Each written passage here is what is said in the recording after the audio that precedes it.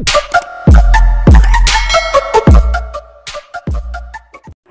mga master! Welcome back again to our channel. Panibagong araw, panibagong kabanata na naman ang pagsamasamayin natin ngayong araw na ito. At kung bago ka sa ating channel, pag-click ang subscribe button and hit the notification bell para updated kayo sa ating mga susunod na videos.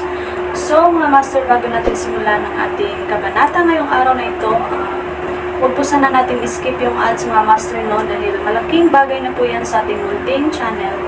So simulan na natin kabanata ngayong araw na ito. Let's go! Kabanata 731 hanggang 740. Kabanata 731, Novorish sa Lungguhit 1. Pabalik-balik si Sheldon Casey sa bulwagan. Pero nakaramdam pa rin siya ng sakit. Hindi niya alam kung psychological ba iyon. Palagi niyang nararamdaman iyon sa kanyang katawan. Nagkaroon ng kakaibang amoy. Kahit ilang beses siyang naligo, hindi siya malinis. Huminga ng malalim para pakalmayan ang sarili. Nag-dial siya ng number. Sa sandaling konektado ang tawag. Ang karaniwang malayo na si Sheldon Casey ay hindi inaasahang naging medyo natatakot. Young Master, may gusto akong iulat sa iyo, sabi niya. Magsalita ka. Paos na paos ang boses sa telepono. Sa Moon City, nakahanap ako ng isang babae na mas bagay kaysa sa Quandarius Ridge. Siya ay kapatid ni Quandarius Ridge, isang pinsan sa panig ng kanyang tiyahin. Nang matapos magsalita si Sheldon Casey, naging matinis ang boses sa telepono. Sabihin mo ulit yan. Ako, nakahanap ako ng isang babae na mas bagay pa kaysa sa Quandarius Ridge. Ngunit ang Quandarius Ridge ay mangganganak sa loob ng 4 na buwan. Sheldon Casey, sigurado ka bang ang taong ito na iyong natagpuan ay nagkakahalaga ng paghihintay ng 4 pang buwan? Ako, sigurado. Tuloy-tuloy ang pagtulo ng pawis mula sa noo ni Sheldon Casey. Kung alam ng Young Master ng Ghost Valley na si Quandarius Ridge ay isang hamak na kapanganakan. Ang mga kahihinatnan, hindi siya naglakas loob na mag-imagine. Ipadala ang larawan at ang mga detalye ng kanyang kapanganakan, ang namamaos na boses ay naging walang pakialam muli. Tama, nanginginig si Sheldon Casey habang ipinadala ang impormasyong ibinigay sa kanya ni Mon Casey. Pagkatapos ng 10 segundo, mabuti, magpapadala ako kaagad ng isang tao para sunduin siya. Young Master, hindi tayo dapat padalos-dalos sa bagay na ito. Hindi pa banggitin na may asawa na siya, ang direktang pag-alis sa kanya ay tiyak na magiging sanhinang. Problema mo yan, Sheldon Casey, huwag mo akong tangkaing galitin. Kung hindi mo man lang kayanin, baka patay ka na. Kung gayon, paano ang Quandarius Ridge? Yung babaeng yon, patayin mo na lang. Sabihin mo nag-abroad at hindi na makakabalik ng maraming taon. Naiintindihan ko. Isang ngiti ang sumilay sa gilid ng bibig ni Sheldon Casey. Kung ang mga mas makapangyarihan kaysa sa kanyang sarili. Tulad ng lalaki sa telepono. Inutusan siya sa paligid. Kinailangan itong tiisin ni Sheldon Casey. Pero si Julius Reed, naglakas loob na makipag-usap sa kanya ng ganoon sa pribadong silid. Paumanhin, nasira ang pamilya, patay ang mga tao. Itinabi niya ang telepono at naglakad patungo sa kwarto sa ika-4 na palapag. Ang kanyang anak ay ginagamot doon. Ang ika-7 anak ng Yorktown family, mula sa Medicine King Valley, ay mas sanay kaysa sa maraming doktor. Ngunit nang itulak niya ang pinto, nakita niya si Mon Casey na umiiyak sa matinding paghihirap. Buwan, nagmamadaling lumapit si Sheldon Casey at, nang makita ang ika-7 anak ng Yorktown family na may hawak na kutsilyo, mabilis niyang tinanong, ano ang nangyari? Ang pagkahulog ng Young Master ay hindi aksidente. Ang ika-7 anak ng Yorktown family ay marahang hinayla. Sumigaw si Mon Casey, ang kanyang mukha ay parang kamatayan. Tumutulo rin ang pawis na kasing laki ng sitaw sa kanyang noo. May nagpasok kasi ng toothpick sa guya ng Young Master. At saka, nagkamot ng buto itong toothpick. Itinaas ng ika-7 anak ng Yorktown family ang toothpick sa kanyang kamay. Isang madugong toothpick, bahagya siyang sumangot. Sakit, Master, masakit, napaungol si Mon Casey. Parang hindi mabilang na langgam ang kumagat sa sugat. Kinagat niya ang kanyang mga ngipin ng mahigpit, ang sakit na nagdadala ng luha sa kanyang mga mata. Ika-7 anak, may problema ba? Bagamat nadurog ang puso ni Sheldon Casey, gusto pa rin niyang maunawaan ang tunay na dahilan sa likod ng pinsala ng kanyang anak. Paanong biglang bumagsak sa lupa si Mon Casey na nagsasalin lang ng alak? Sa toothpick, may mustard oil, sabi ng ikapitong anak ng Yorktown family na may mahigpit na pagsimangot, hindi inaalis ang tingin sa toothpick. Bakit may langis ng mustasa sa palito na ito? Tila nakalimutang itanong ni Sheldon Casey kung bakit naipit ang toothpick sa guya ni Mon Casey. Sa tuhod, may isa pa. Ang ikapitong anak ng Yorktown family ay humila ng husto. Namatay si Mon Casey sa sakit. Kung hindi ako nagkakamali, malamang na si Julius Reed ang gumawa, sabi ng ikapitong anak ng Yorktown family, hawak ang toothpick sa kanyang kamay. Minsan kaming nag-cross ang landas sa labas. Sa husay niya, kaya niyang ipasok ang toothpick sa katawan ng iyong master. Sigurado ka ba? Naaalala kung paano binuhusan ni Mon Casey ang alak, ang mga aksyon ni Julius Reed. Sheldon Casey ay nagkaroon ng isang mamamatay tao na layunin na nasusunog sa loob. Maaari naming kumpirmahin ito. Tumango ang ikapitong anak ng Yorktown family, Master, sinuri ko ang surveillance sa ibaba at nagtanong din sa front desk. Hinahanap ng taong kumilos ngayon si Julius Reed, at ang naghatid sa kanya sa itaas ay si Julius Reed din. Hindi mo ba nakitang kakaiba? Paglihis ng sakuna sa ibang lugar. Si Sheldon Casey ay isang matandang kamay sa mga larong ito. Naunawaan niya kaagad ang prinsipyo sa likod nito. Talaga, ang kanyang mga mata ay napuno ng malamig na kislap, dahil ganito ito, huwag mo akong sisihin kung bakit nagdulot ng pagkasira ng iyong sambahayan. Whoosh! Ibinagsak ni Sheldon Casey ang kamao niya sa kama. Anak, okay lang ba siya? Nahimati lang si iyong master sa sakit at madyay gising na lang. Nalagyan ko na ng gamot ang mga sugat niya, wala namang problema. Ang ikapitong anak ng Yorktown family ay marahang ibinalot ang benda sa binti ni Mon Casey. Galing ka sa Medicine King Valley, tulungan mo akong alagaan siyang mabuti. Ngayong gabi, gusto kong lumuhad si Julius Reed at humingi ng tawad sa publiko. Lumabas si Sheldon Casey sa silid, na nagmumula sa isang nakamamatay na aura. Sa sandaling iyon, si Julius Reed ay namamasyal sa pasukan ng The Star of the Prosperous Age kasama si Kella Radcliffe. Honey, itong bisikleta mo. Noon pa man ay gustong itanong ni Kella Radcliffe kung saan nakuha ni Julius Reed ang gayong bonggang bisikleta. Ito ay kumikinang sa lahat. Sa ilalim ng sikat ng araw, hindi man lang maaninag ang balangkas ng bisikleta. Wow, sa mga araw na ito, kahit ang mga kawawang jerks marunong nang magpakitang gilas.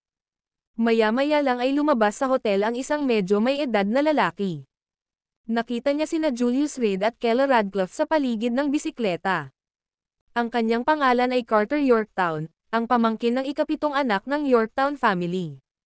Sa pag-asa sa katayuan ng ikapitong anak sa loob ng pamilya Casey, nagsimulang magnegosyo si Carter Yorktown at mabilis na nakaipon ng mahigit 100 milyon. Bagamat hindi niya maihahambing sa mga amo na nagbabayad ng mga pagbisita sa bagong taon sa isa't isa, umaasa sa katayuan ng ikapitong anak, siya ay lubos na pinahahalagahan. Nang makitang magbibisikleta ang mag-asawa, hindi niya napigil ang lumapit para kutsain sila.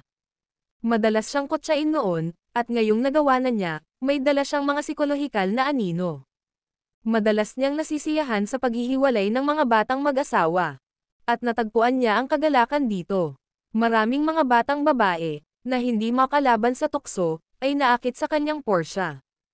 Idiot, tumingin si Julius Reed kay Carter Yorktown. 2 salita lang ang sinabi niya. Sa matabang mukha at malaki ang tenga, halatang wala siyang pake. Si Julius Reed ay hindi isang manayra ng mga tao sa nakaraan.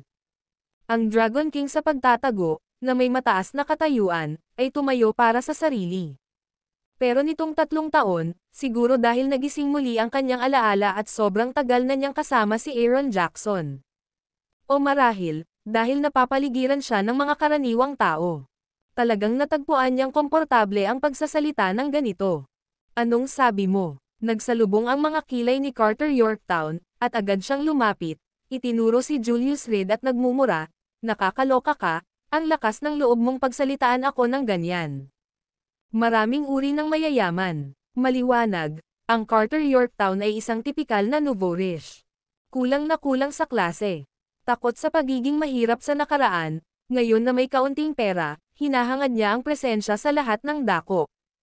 Okay lang kami dito, bakit ka naghanap ng presensya?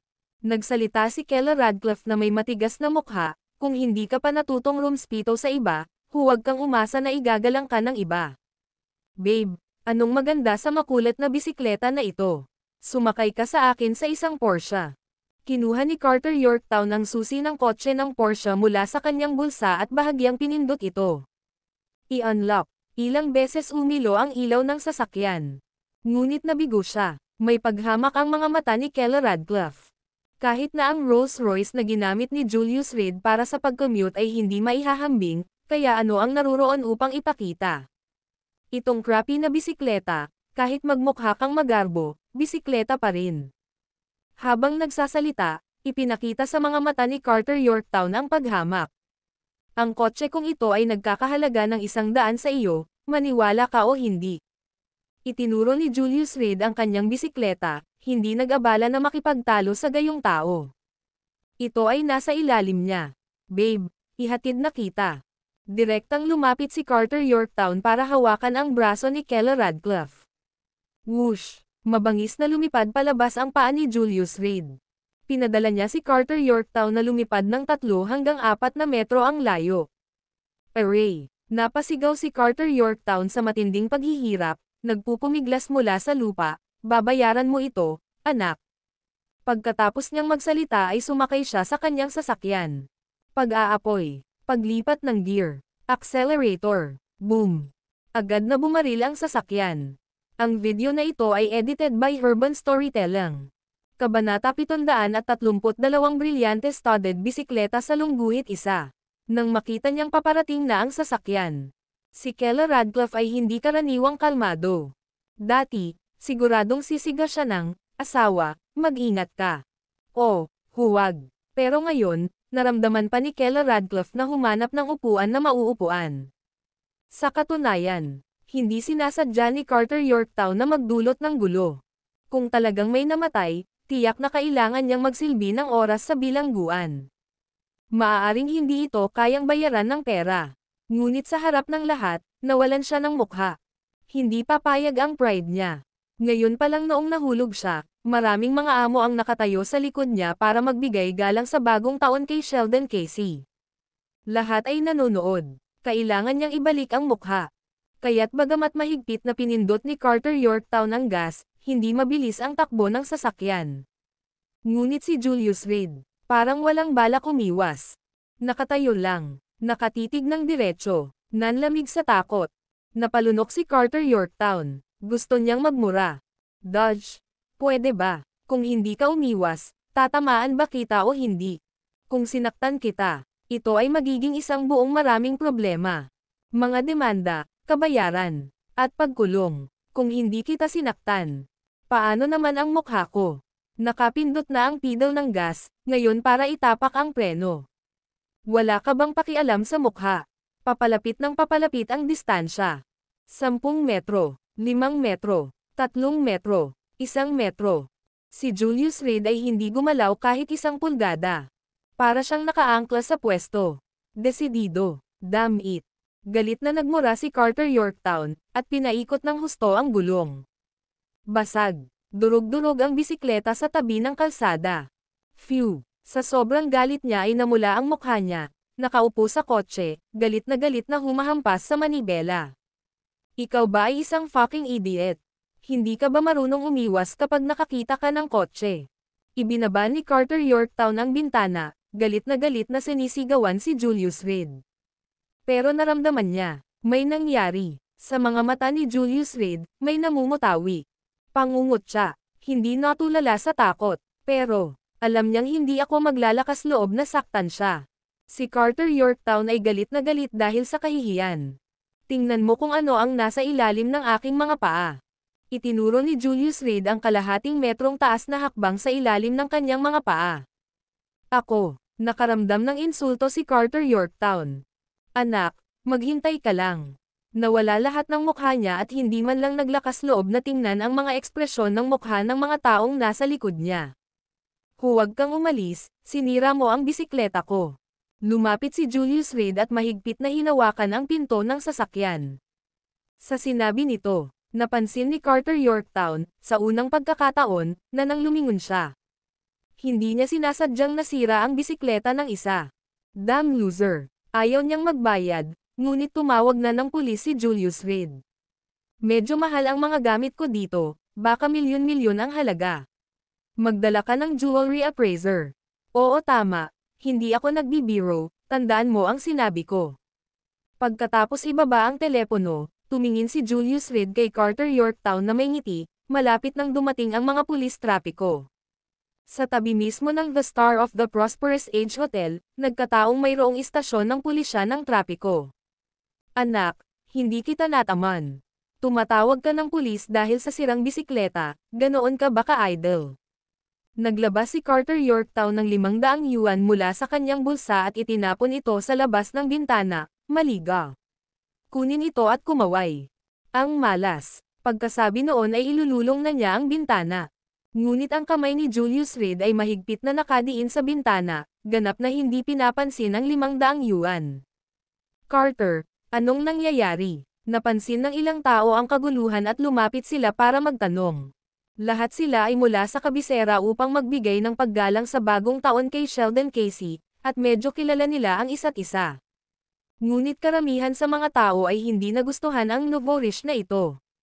Napaka-uncultured. Gayunpaman, bilang paggalang sa ikapitong anak ng pamilya Yorktown, kinailangan nilang pigilan ang kanilang pagkasuklam at kaibiganin siya. No choice. Sa pamilyang Casey, ang ikapitong anak na lalaki ay may malaking kapangyarihan. Siya ang taong pinaka-pinagkatiwalaan ni Sheldon Casey. Nakasalubong ko ang babong ito, at gusto niya akong dein. Pasimpleng bumaba ng kotse si Carter Yorktown, iritadong nagsasalita. Talaga bang sinira mo ang bike ng isang tao? Lumapit ang tao at tumingin. Holy shit, mga diamante. Yumuko siya at dahan-daang pinulot ang isang maliit, kumikinang na tipak mula sa lupa. Stetson, anong nangyayari? Nang makitang nakasquat si Stetson, lumapit din ang iba para sumama sa excitement. Ang bawat isa ay kabilang sa parehong bilog at madalas na magkasama. Ilang tao na papasok pa lang sa kanilang mga sasakyan ay tumigil at nagsiksikan sa paligid nang may makitang nangyayari dito. Julius, mag-ingat ka. Hinayla ni Keller Radcliffe ang damit ni Julius Reed, medyo nag-aalala. Mas maraming tao sa kabila. Ayos lang, hindi naman magpapalala ang panonood sa excitement. Pero walang gustong makisali. Bahagyang ngumiti si Julius Reed at naglakad papunta sa Carter Yorktown. Ituwid natin ang isang bagay, nang walang ilang milyon, hindi ka aalis ngayon. Ano ba? Ninanakawan mo ba ako? May lumapit, natatawang tumingin kay Julius Reed, at nagbigay ng thumbs up, Dude, ang galing mo. Marami na akong nakitang scammer, pero may humihingi agad ng malaking halaga tulad mo. First time ko. Anong klaseng bike ito? Gawa sa ginto, o pinalamutian ng mga diamante? Baliw ka ba? Huwag mong sabihin iyan, paano kung siya ay talagang isang mayaman na pangalawang henerasyon na sumusubok sa buhay at nagkaroon ng custom-made ng bike? Isang malakas na tawa ang nagmula sa karamihan. Hey, ikaw na walang utang na loob, inalok kita ng 500 bucks at hindi mo pa rin pinahahalagahan. Dahil sa lakas ng loob ng mga komento ng iba, nagsimulang maging mas kumpiyansa si Carter Yorktown. Teka, pagdating ng traffic police, aakusahan kita ng scam. Noon lang, si Stetson Hawthorne, na nakayuko sa lupa, ay biglang sumigaw, Dude, ang iyong bisikleta ba ay naka-embed ng mga diamante? Ang kanyang pamilya ay nasa negosyo ng alahas, at siya mismo ay may kaunting kaalaman.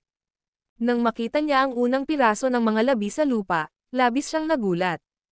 Sa sandaling iyon, naisip niya na marahil ito ay isang brilyante ng mayamang babae na nawala. Ngunit pagkatapos ay pumulot pa siya ng ilang piraso at napatulala. Itong bakla, ito ay mga diamante sa buong lugar. At lahat sila ay medyo malaki, nagkakahalaga ng higit sa 100,000 bawat isa kahit na ibinebenta sa isang tindahan. At saka, ang kadalisayan ay simpleng top-notch. May ganyan. Hindi rin sigurado si Julius Reed. Anyway, sobrang komportableng sumakay. Ngunit dahil ito ay regalo mula sa pamilya Roosevelt, dapat itong magkaroon ng ilang mga diamante, tama. Kaya naman humingi siya ng appraiser na dumating. Tiyak na hindi mura. Haha, tingnan mo, nambobola ka ng walang script. Young Master Dragon, nagkakaproblema ka ngayon, nabangga mo ang isang bisikleta na may mga diamante. Humanda ka sa pagbabayad. Ang karamihan ay mukhang nanunuya, sa pag-aakalang si Stetson Hawthorne ay nagpapatawa lamang.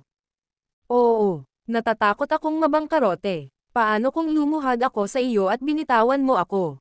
Si Carter Yorktown ay sadyang kumilos na natatakot, na nagudyok sa isang alon ng dumadagandong na pagtawa. Isang binata, isang sirang bike. Ito ay pinagmumulan lamang ng kasiyahan. Anyway, kailangan nilang maghintay hanggang gabi para makabalik sa hotel. Sobrang boring. Mas mabuting kulitin ang batang scammer na ito dito. Katuwaan lang. Holy shit, this motherfucker. Dude, ilang minahan ang pag-aari ng pamilya mo. Nanlaki ang mga mata ni Stetson Hawthorne nang hawakan niya ang brilyante sa pedal ng bike. Ang kanyang pamilya ay nagmamay-ari ng isang tindahan ng alahas at bihirang makakita ng gayong malalaking bato. Nagkakahalaga sila ng 10-10 milyon. Narinig mo ba iyon? Young Master Dragon, nakipag-away ka sa isang mayamang pangalawang henerasyon. At hindi lang kahit ano, kundi isang napakayaman na pangalawang henerasyon. May natatawang biro. Tama, mas mahusay na maghanda para sa bangkarote, buddy. Hindi ka namin mailigtas. Ang karamihan ay nanunokso ng ganito, at si Carter Yorktown ay nakaramdam ng higit na kagaanan. Kaya, interesado siyang ipahiya si Julius Reed. Hoy, saang mayaman na pangalawang henerasyon ka nang galing? Tingnan mo kung gaano ako kahirap, pera na lang ang natitira ko. Paano kung bayaran kita ng Porsche na ito at hayaan mo akong mabuhay? Nagtawanan na naman ang mga tao. My goodness, Carter Yorktown, hindi mabibili ng iyong basurang sasakyan ang kalahati ng kanyang bike pedal. Sigaw ulit ni Stetson Hawthorne. Nanginginig ang boses niya. Stetson, tama na. May natatawang sabi, sino ang nagbibiro sa inyo? Huwag kayong maniwala sa akin, lumapit kayo at tingnan. Itinaas ni Stetson Hawthorne ang nasirang pedal. Ang pedal, sa ilalim ng sikat ng araw, ay sumasalamin sa isang makinang na liwanag. Binubulag ang lahat para hindi nila maimulat ang kanilang mga mata. Ang video na ito ay edited by Urban Storytelling. Kabanata 733 Isang gulong. Salungguhit isa. Ano ba? Isang flashlight. Stetson Hawthorne, ilagay mo ang nasa kamay mo. Masyadong maliwanag. Lahat ay tinakpan ang kanilang mga mata. Ano ba naman? Napakaliwanag. Isang nakakatakot na flashlight, halika at tingnan. Excited na sigaw ni Stetson Hawthorne. Sa harap niya ay isang bisikleta na puro brilyante, magkano kaya ang halaga niyan? Isang bisikleta na nagkakahalaga ng mahigit 100 milyon. Masyadong maluho yan. Ang isang bisikleta na tulad nito ay isang gawa lamang ng sining. Paano ito makakasakay? Napakasayang ng karangyan. Tingnan mo, nagkakagulo na naman si Stetson Hawthorne. Napapikit ang lahat at mabilis na naglakad. Gawa ba talaga ito sa mga diamante? Sila ay mula sa isang lupon ng mayayamang tao, at bagaman hindi kasing profesional ni Stetson Hawthorne, marami na silang nakita. Sa pera sa pamilya, madalas silang lumahok sa iba't ibang mga kaganapan. Natural, marami silang alam. Ano sa tingin mo? Namula ang mukha ni Stetson Hawthorne sa pananabik, ito ay, gawa ng isang Diyos ng kayamanan, Bagamat lahat sila ay may pera, na may mga pamilyang nagkakahalaga ng mahigit 100 milyon bawat isa.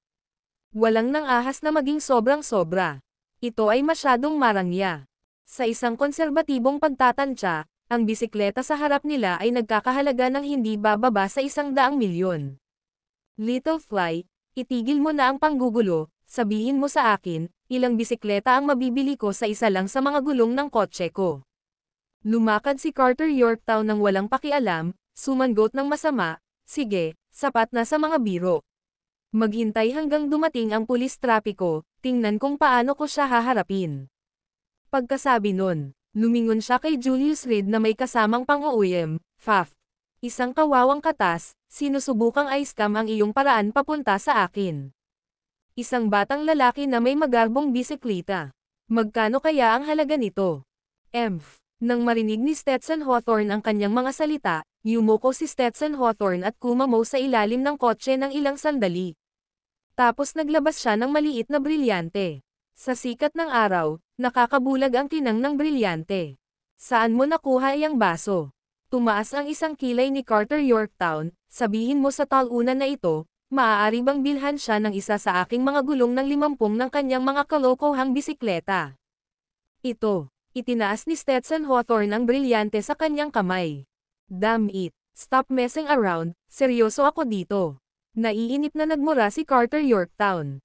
Hindi ako nagbibiro sa iyo, sabi ni Stetson Hawthorne, na itinuro ang brilyante sa kanyang kamay, alam mo ba kung magkano ang halaga nito? Maaari ba itong tumugma sa halaga ng gulong ng aking kotse? Malamig na bamantong hininga si Carter Yorktown, sinipa ang gulong ng kanyang kotse, ang aking sasakyan ay nagkakahalaga ng mahigit 1,000,000, isang gulong, iyon ay dapat na nagkakahalaga ng higit sa 10,000, tama ba? Magkano ang crappy bike na ito? Hindi ko sinabi na pareho ito ng presyo ng gulong ng kotse mo. Napuno ng pananabik ang mga mata ni Stetson Hawthorne. Hindi pa rin siya ganap na nakaka-recover sa pagkabigla. Haha, I told you, stop kidding around and educate this loser, natatawang sabi ni Carter Yorktown. Ang diamante na ito ay katumbas ng halaga ng iyong crappy na kotse. Nakadikit ang mga mata ni Stetson Hawthorne sa brilyante. Sa tindahan ng alahas ng kanyang pamilya, walang maraming diamante na tulad nito. Napakamahal noon, kakaunti lang ang bumili sa kanila. At kung isasaalang-alang ang laki nito, hindi ito angkop para sa isang singsing. Kadalasan, ang mga mayayaman lang ang bumili ng mga ito para ipasadi ang gawing kwintas. Tumigil ka sa pagbibiro. Malalim na nagsalubong ang mga kilay ni Carter Yorktown. Ano itong basura? Baso. Tama. Diamante. Ilang ulit na idiniin ni Stetson Hawthorne ang brilyante sa gilid ng bintana ng Porsche. Shit, little fly. Baliw ka ba? Kotse ko yan. Babayaran mo yan pag nasira. Sumugod si Carter Yorktown na nakaramdam ng sakit, malapit nang hawakan ang mga gasgas sa ibabaw. Bang! Sinuntok ni Stetson Hawthorne. Nabasag ang bintana ng sasakyan. Nakikita mo iyon. Iyan ay isang diamante. Nagkaroon ng patay na katahimikan sa paligid. Natigilan si Carter Yorktown. Alam niya kung gaano katigas ang salamin ng kotse. Para basagin ito ng isang suntok. Imposible. Sa sandaling iyon. Namuo ang butil ng pawis sa kanyang noo. Lumapit siya, tinitigan ang brilyante sa kamay ni Stetson Hawthorne. Napalunok siya. Damn. Isa talaga itong diamante. Pagkatapos magsalita ni Stetson Hawthorne, marami ang yumuko, hinihingal sa pagkamangha. Talaga ba?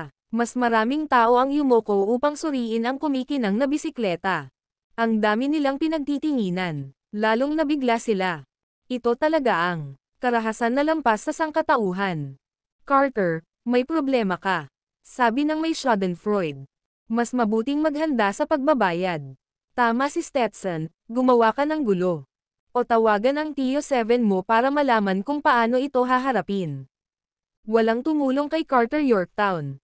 Ang lahat ay naghihintay upang makita ang paglalaro ng biro. Ito ay isang bagay na ikinagulat ni Keller Radcliffe. Sila, sabi ko sa iyo, gustong-gusto ng mga tao na panoorin ang isang malaking eksena. Sinabi ni Julius Reed na naka-cross-arm, hindi na natin kailangang magsabi ng anuman, ang mga taong ito ay hindi makapaghintay na makita ang kanyang kasawian. Isang bilog, hindi ba? Lalo na kung saan ang bawat isa ay may kanya-kanyang agenda. Sa ibabaw, ito ay lahat ng pagkakaisa, ngunit ang totoo, lahat ay naghihintay lamang sa pagbagsak ng iba. Pumalakpak, si Carter Yorktown ay bumagsak sa lupa, ganap na natigilan. Kayo, hindi ito biro, tama. Ang kanyang lalamunan ay patuloy na gumagalaw, at siya ay nasa bingit ng luha. Hindi. Umiling si Stetson Hawthorne, nakikipag-ugnayan na ako sa mga diamante mula pa noong bata ako, hindi ako maaaring magkamali. Pagkasabi nito, yumuko siya at tinapik ang balikat ni Carter, Kuya, tanggapin mo ang aking pakikiramay. Ito, seryoso, sinong may oras para dito? Bakit mahal na mahal ang bike? May sakit ba sila? Hindi ba nila naiisip ang nararamdaman ng iba? Paano kung hindi sinasadyang mahawakan ito ng isang tao? Ano? Habang nagmumura siya, umiyak siya. Tama. Humingi ng tawad. Parang biglang may naisip si Carter Yorktown. Agad siyang tumayo at sumugod sa harapan ni Julius Reed. Thump, lumuhod siya. Bro, nagkamali ako. Bigyan mo ako ng isa pang pagkakataon. Nagsimula siyang yumoko, ang isang tulad mo, isang mayamang pangalawang henerasyon, ay tiyak na hindi bababa sa aking antas. Sorry, hindi ko tinatanggap ang sorry mo. Malamig na sinabi ni Julius Reed, kung masira mo ang isang bagay, babayaran mo iyon ang panuntunan sa lahat ng dako. Ikaw, hindi mo ba insure? Kung hindi, pwede bang i-claim mo na lang ang insurance, at babalikan kita ng pera, okay lang ba? Biglang naalala ni Carter Yorktown na ang mga lockery item ay kadalasang nakasiguro. Bakit ko naman ito sisiguraduhin? Tanong ni Julius Reed na nakataas ang isang kilay. Napakamahalagang bagay, paanong hindi mo ito may insured, paano kung masira ito? Kuya, nakikiusap ako sa iyo. Pinagsalikop ni Carter Yorktown ang kanyang mga kamay. Hanggat ang kabilang partido ay nag-claim ng insurance, ang kanyang mga pagkalugi ay maaaring mabawasan ng malaki. Kung nasira, palitan mo na lang. Napakurap-kurap si Julius Reed, kahit na ang halaga ng bagay, hindi ba ako mukhang may pera? Damn, ang badas. Napakabago-bago. Nakakainis. Lahat ng mga nanonood ay nakaramdam ng matinding inggit sa kanilang mga puso. Ngunit sa muling pagtingin sa binata, nakaramdam sila ng bagong paggalang. Ito ang ibig sabihin ng maging mayaman. Bakit mag-abala sa insurance? Kung nasira, palitan na lang. Bilisan mo at tawagan si Uncle Seven. May nagudyok, ngunit kung ano ang gusto nilang makita pa, ay ang kislap na lumilipad kapag ang ikapitong anak na lalaki ng pamilya Yorktown ay humarap sa napakayamang pangalawang henerasyong ito. Okay, nagmamadaling tumawag si Carter Yorktown. Tito, nagdulot ako ng gulo, sa ibaba mismo ng The Star of the Prosperous Age, mangyaring bumaba ka agad. Anong nangyari? Sa telepono, ang ikapitong anak ng Yorktown ay medyo nalilito. Nasira ko ang bisikleta ng isang tao. Umiiyak na sinabi ni Carter Yorktown, pakiusap, halika na. Carter, magbayad ka na lang ng pera. Bisikleta, niloloko mo ba ako? Ang ikapitong anak ng Yorktown ay parang hindi nasisiyahan. Tito, maiintindihan mo kapag bumaba ka na. Paano ko malalaman na napakamahal ng bike? Nakita ni Carter Yorktown ang isang sasakyan ng pulis na papalapit sa di kalayuan, na lalong nababalisa, bilasan mo. Tiyo, kung huli ka, dadalhin ako. Sige, bababa na ako. Ang ikapitong anak ng Yorktown sa gusali ay nagmamadaling nagbihis at tumakbo pababa. P.S. Mahigit 15,000 salita. Mahigit 12 oras. Sana hindi kita binaygo. Tuloy bukas. Mas marami lang, walang kulang. Salamat sa iyong suporta. Mahina ang kalagayan ko nitong mga nakaraang araw, pinabayaan kita. Lodi dito. Humihingi ako ng tawad. Halos hating gabi na. Magandang gabi. Mahal kita, magpakailanman. Ang video na ito ay edited by Urban Storytelling. Kabanata 734, ano ang ibinibilang nito?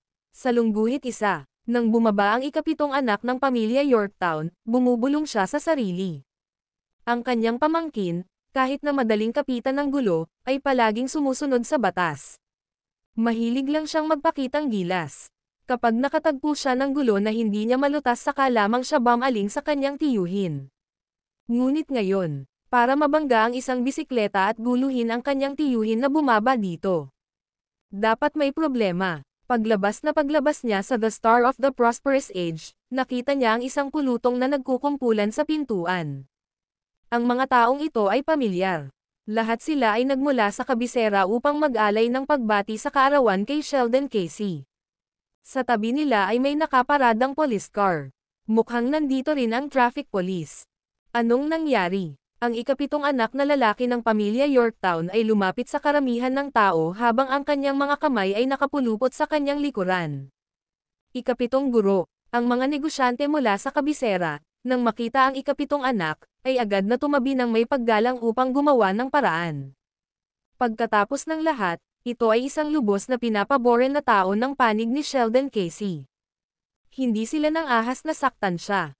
Ilang taon na ang nakalilipas, Ang ikapitong anak ay isang panlabas na disipulo ng Medicine King Valley, bihasa sa martial arts at may kaalaman sa pharmacology. Maya-maya, nakasalubong niya si Boss Casey at naging personal bodyguard niya. Kasabay ng kanyang pagbangon, maging ang walang kwentang Carter Yorktown ay umunlad. Kara-rating lang sa eksena, agad na nakita ng ikapitong anak si Carter Yorktown na nakaluhod sa lupa. Bumilis ang tibok ng puso niya. Ang kanyang pamangkin na laging walang takot, bakit siya kinikilabutan ngayon? Nang maaninag niya ang taong nakatayo sa harap ni Carter, halos lumuwa ang mga eyeballs niya.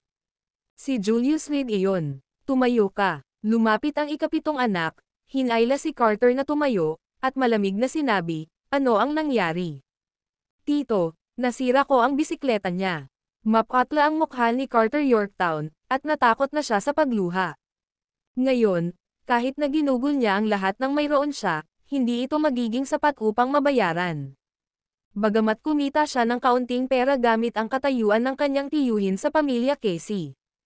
Karamihan sa mga ito ay nasayang. Kahit na may iba't ibang mga tunay na ari-arian, mayroon lamang siyang ilang milyon sa likidong cash. Paano niya kayang magbayad? Anong bisikleta? Habang naririnig niya, lalong naguluhan ang ikapitong anak. Itong pamangkin niyang walang takot na may suporta sa likod, paano siya naging mahiyain? Mukhang natakot siya ng husto. Julius Reed, ano ang nilalaro mo? Nang makitang hindi nagsasalita ang kanyang pamangkin, dumiretso ang ikapitong anak kay Julius Reed. Magwala, malamig na sabi ni Julius Reed. Ikaw. Naikuyom ng mahigpit ng ikapitong anak ang kanyang mga kamao. Ngunit may mga pulis trapiko sa malapit, na walang tigil na nag-inspeksyon sa ilalim ng Porsche. Napigilan lang niya ang apoy sa kanyang puso at nagtanong ng malakas, ano ang nangyari? Ngunit hindi man lang siya pinansin ni Julius Reed. Ni hindi niya ginawa, tumingin sa direksyon niya. Pagsisisihan mo ito. Agad na naging asero ang mukha ng ikapitong anak. Sa mga naroroon, sino ang hindi bilyonaryo? Ngunit sino ang hindi mangangahas na magbigay ng mukha sa Seventh Master? Ngunit ngayon, isang kabataan ang nangahas na sabihin sa kanya na magwala. Sa buong view ng publiko. Gayunpaman, sa pag-iisip ng plano ni Sheldon Casey para sa gabi, naramdaman niya ang kanyang pakiramdam na hangina ng husto. Mamaya, papaluhod siya kay Julius Reed na parang aso. Sa lupa, humihingi ng awa. Seventh Master, si Carter ang nagmaneho at nasira ang bisikleta ng ginoong ito, ngunit ang halaga ng bisikleta ay mas mataas kaysa sa ordinaryong. Lumapit si Stetson Hawthorne at nagpaliwanag sa ikapitong anak. Isang sirang bisikleta. Isang sirang bisikleta. Itinuro ng ikapitong anak si Carter. Nagngangalit ang kanyang mga ngipin sa galit, walang kwenta kang tanga, lumuhad ka talaga sa harap ng publiko. Tuluyan mong itinapon ang mukha ko, ang Seventh Master. Akala niya ay may seryosong nangyari. Pagkatapos ng lahat ng kaguluhang ito ay naging walang iba kundi isang nasirang bisikleta. Dahil ba nandito ang traffic police kaya natakot si Carter? Ngunit tiyak na hindi ito seryoso, tama. Walang tinamaan. Hindi ba pwedeng magbayad na lang sila ng damages? Tito, iligtas mo ako. Si Carter, sa unang pagkakataon sa kanyang buhay, ay natakot na lumuha. Lumapit siya at kumapit sa mga binti ng ikapitong anak, kung hindi, talagang mamamatay ang pamangkin mo. Magwala, sinipal ng ikapitong anak si Carter gamit ang kanyang paa. Ang mga nakapaligid na nagmamasid ay mayayamang negosyante mula sa kabisera, kung ipagkalat nila ang pangyayaring ito, mapapahiya siya. Magkano? Inilabas ng ikapitong anak ang kanyang pitaka, malamig na tumingin kay Julius Reed. Hindi sigurado, kailangan nating maghintay para sa pulisya ng trapiko upang tasahin ito. Sabi ni Julius Reed, na mukhang nababalisa sa mga brilyante sa lupa. Hindi niya inaasahan na magwawaldes ng yaman si Chapter ng ganito. Hey, hindi na kailangang maghintay, bibigyan kita ng $1,000, kunin mo at mawala ka. Ngumisi ang ikapitong anak, kinukurot ang isang salansan ng $100 na perang papel, balak itong ihagis sa mukha ni Julius Reed. Pero biglang hinawakan ng mahigpit ang kamay niya. Nagpapaalis ka ba ng pulubi? Napakasama ng mood ni Julius Reed sa sandaling iyon. Karaniwan, hindi siya tatutol na makipaglaro sa ikapitong anak ng kaunti. Pero ngayon, ang kanyang sariling hindi mabibili na bisikleta ay nasira, Isang tunay na sakit sa puso. Hindi man lang nagkaroon ng pagkakataon si Kela Radcliffe na maupo dito. Hindi siya nagkaroon ng pagkakataong magmaneho kasama ang kanyang asawa. At ito ay nasira. Nakakagalit. Huwag kang maging walang utang na loob. Pinaikit ng ikapitong anak ng Yorktown family ang kanyang mga mata, Julius Reed, iginagalang kita at binibigyan kita ng pera. Ngunit kung hindi ka nagpapasalamat, huwag mo akong sisihin kung bakit hindi kita magawang bumaba sa pwesto ng may dignidad. Sa pagitan ng mga linya, sa sandaling umalis ang mga pulis trapiko, siya ay gagawa ng aksyon. Nabaliw na ba ang batang ito, nang ahas na makipagbuno sa Seventh Master? Ang kamangmangan ay walang takot. Tiyak na hindi niya alam kung ano ang katayuan ng ating Seventh Master. I'm not so sure, magkano pa rin ang halaga ng isang bisikleta. Kung galing siya sa isang prestihiyosong background ng pamilya, maaaring ipaliwanag nito ang mga bagay-bagay. Nang makitang hinawakan ni Julius Reed ang ikapitong anak ng Yorktown family, nagsimulang magsalita ang lahat. Ito ay talagang isang bihirang panoorin. Pinagagawa akong hindi bumaba sa pwesto. Nang marinig ang banta, napangiti si Julius Reed, at inagaw niya ang $1,000 gamit ang kabilang kamay niya, at hinampas ito sa mukha ng ikapitong anak ng Yorktown family. Smack! Hindi malakas ang tunog, ngunit sa pandinig ng lahat, ito ay parang kulog sa maaliwalas na araw. Ang Seventh Master of Yorktown mula sa capital city, sinampal. Sinampal sa mukha ng pera. Talagang pasabog ang balitang ito. Ikaw, gagawa na sana ang ikapitong anak ng Yorktown family, ngunit nalaman niyang nakaklamp ng mahigpit ang kanyang kamay na parang isang bisyo, ganap na hindi kumikibo. Bigla siyang nabigla, ganoon kaya kalakas ang ibang tao. Ikapitong anak ng Yorktown family, narito ngayon ang aking asawa. Bayaran mo ang pera, at hahayaan ko ang iyong pamangkin na hindi mahuli. Binitawan ni Julius Reed ang kamay niya. Oh, kung gusto mong lumaban, I'm all for it.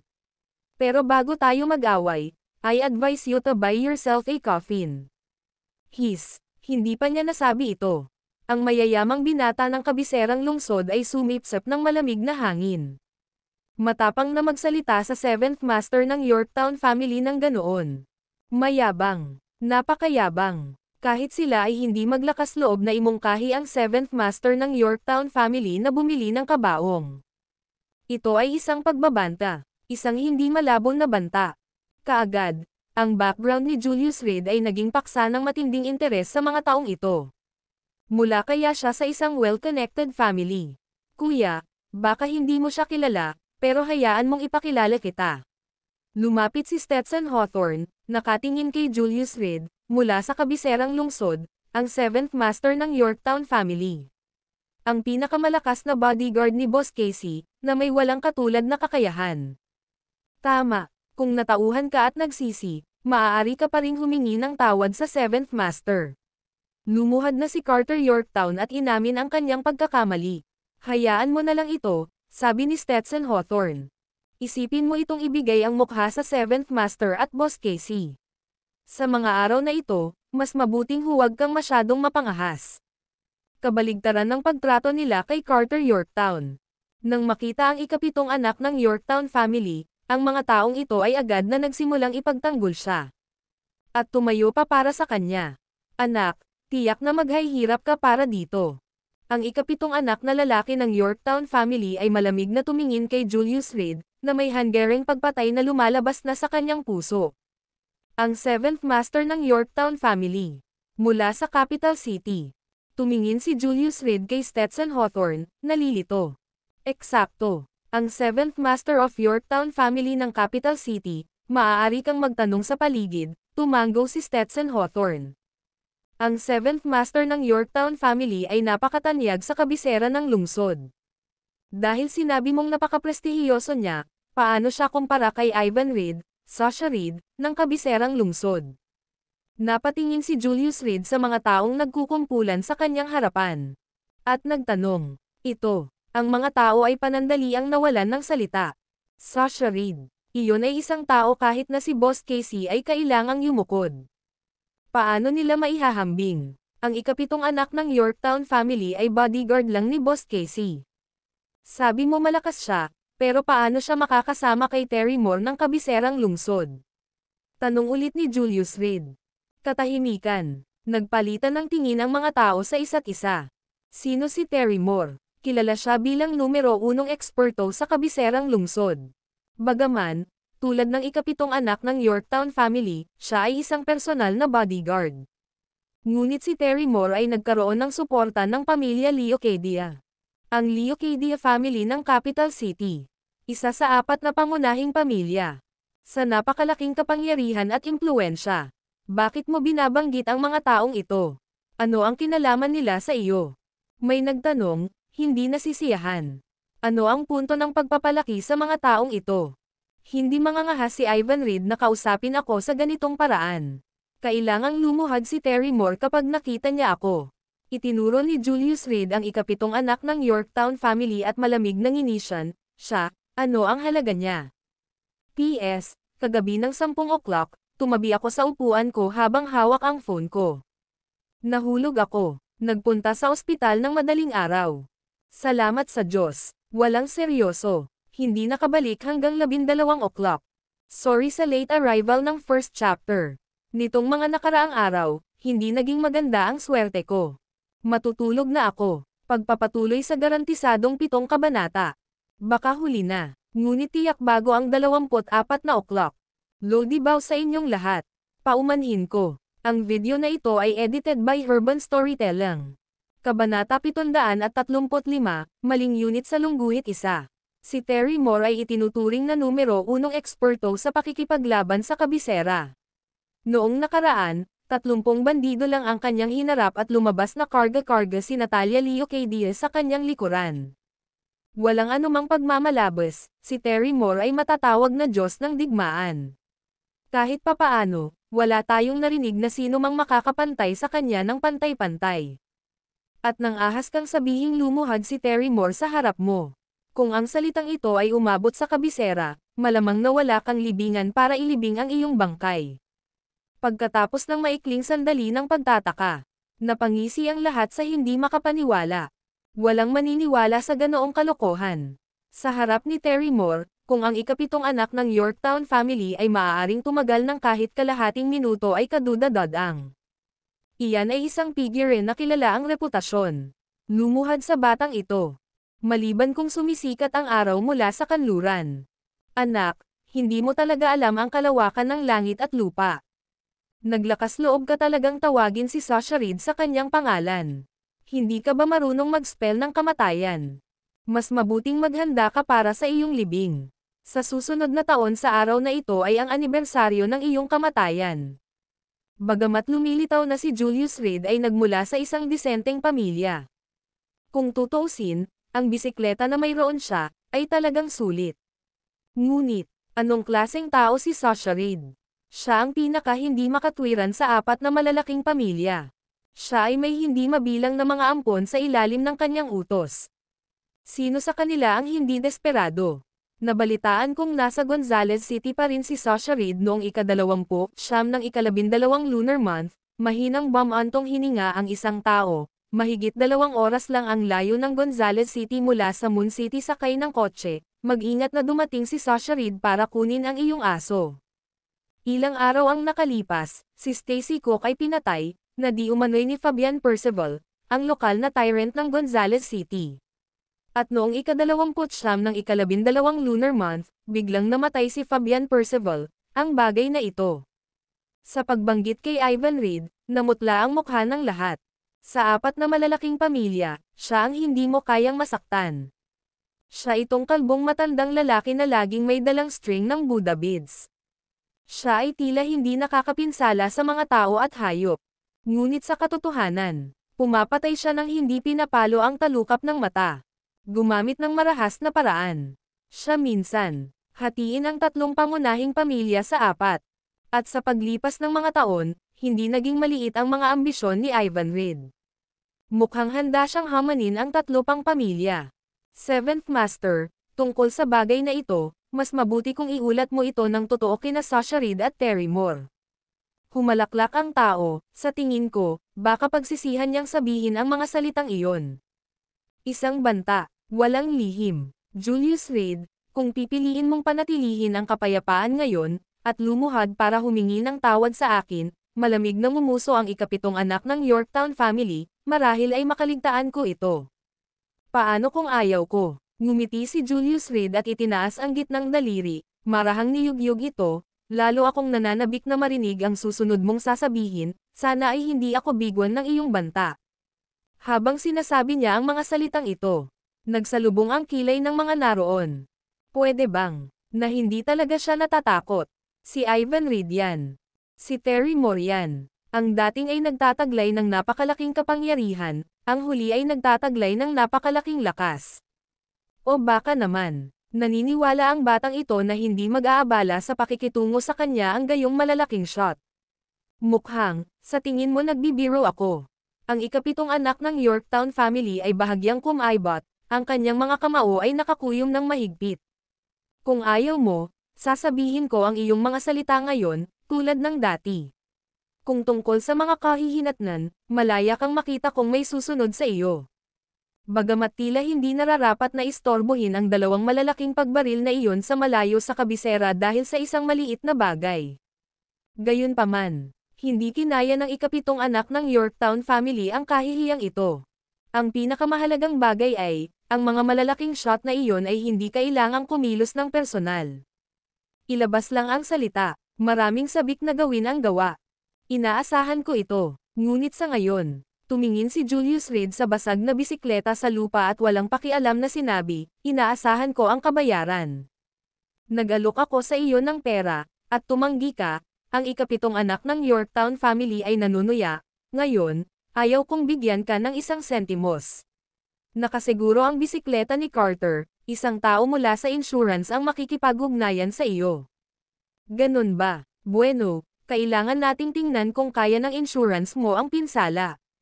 Lumapit si Julius Reed at nagtanong, opisyal, nailabas na ba ang tansya ng pinsala ng sasakyan?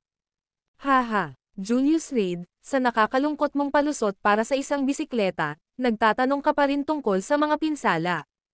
Ako, ang 7th Master, ay nabuhay ng mahigit 60 taon, at ito ang unang pagkakataon na nakakita ako ng ganitong katawa-tawa.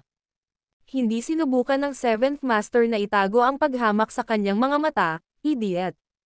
Pero parang, ang mga ekspresyon ng mga tao sa paligid niya ay komplikado.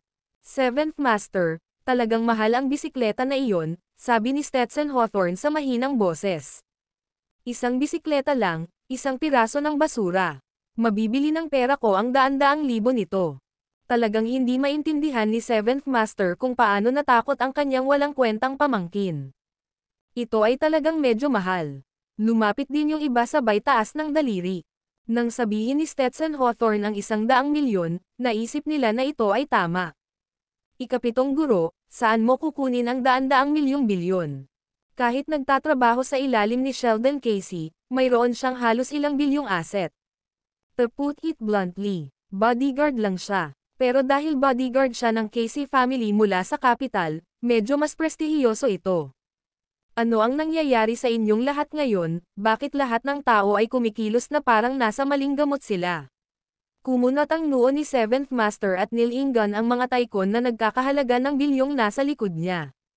Ngayon, ang mga taong ito ay kumikilos tulad ng isang grupo ng mga dukha.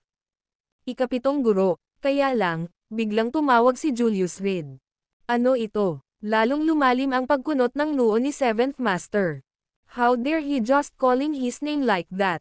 Matagal na siyang tinawag na 7th Master. Parang nakalimutan niya ang sariling apelyido. Itong bisikleta ko, kahit ibenta mo ang lahat ng ari-arian mo, hindi ito sapat para masakop ito, sabi ni Julius, itinuro ang dokumento sa kamay ng opisyal. Sa sarili mong salita, lumuhad ka, humingi ng tawad sa akin, at sisiguraduhin kong ligtas ka at maayos ngayon. Nakakatawa. Tumawa ang 7th Master, lubos na katawa-tawa.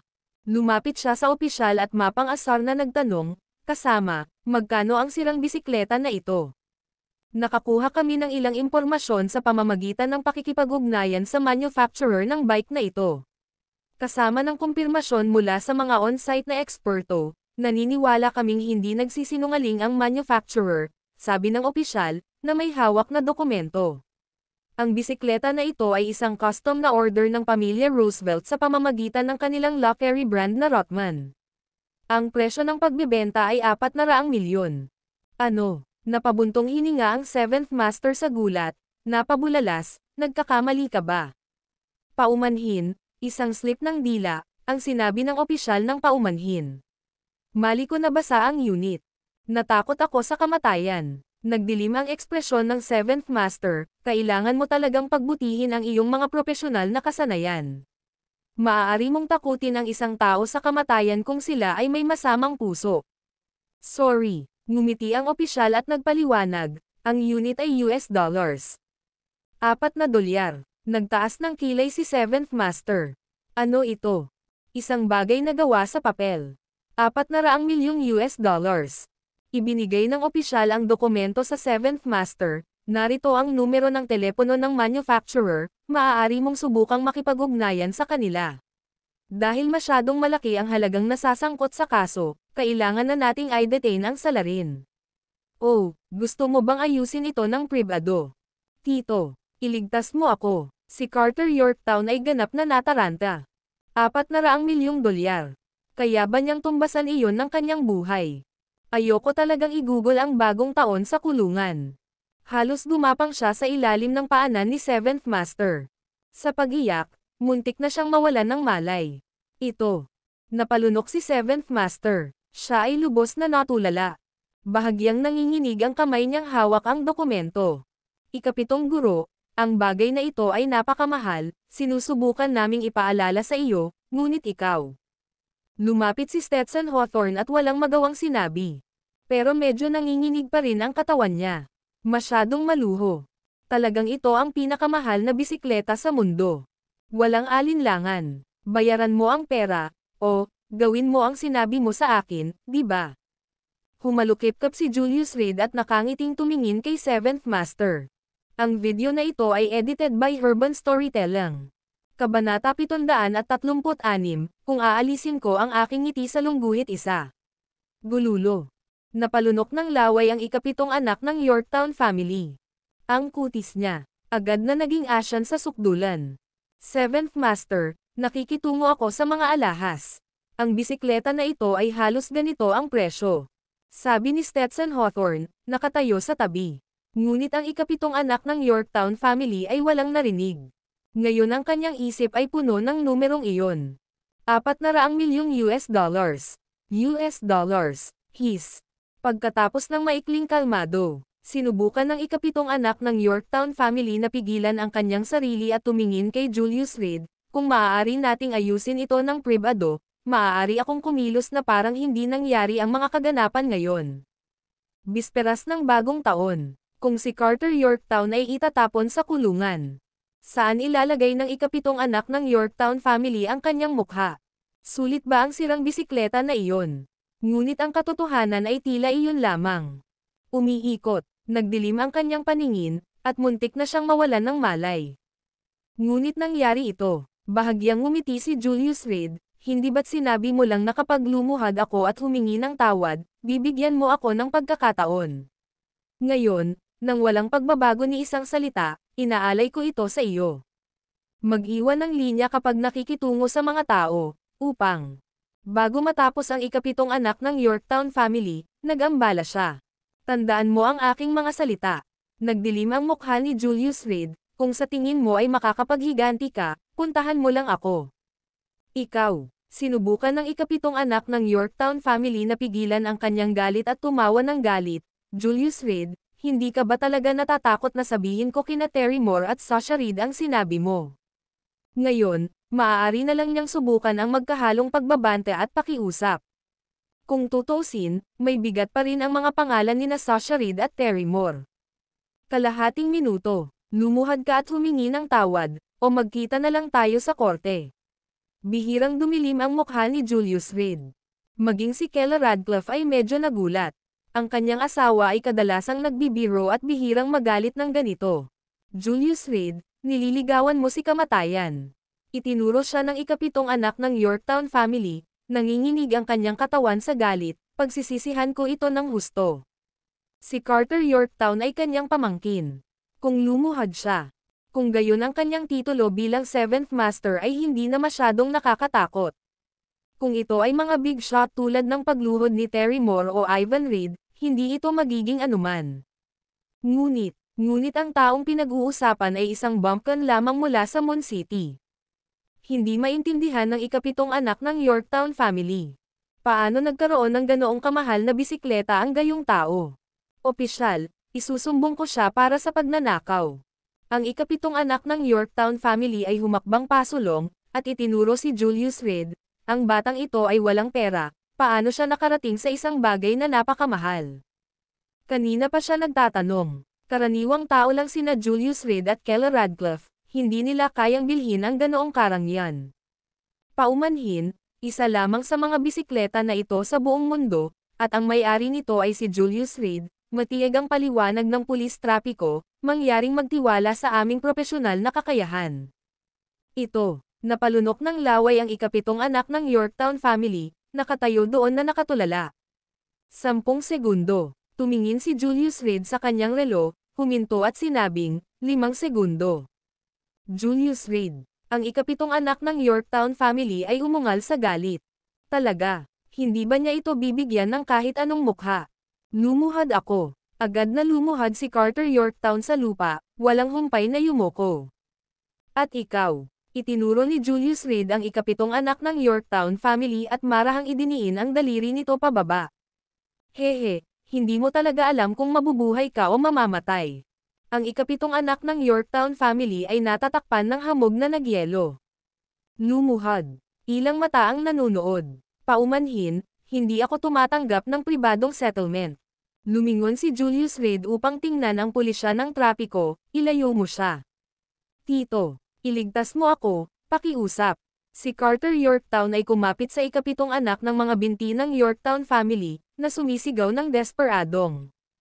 Natakot siya. Sa sobrang laki ng pera, tiyak na mabubulok siya sa kulungan. Kakasimula pa lang niyang mamuhay ng magandang buhay.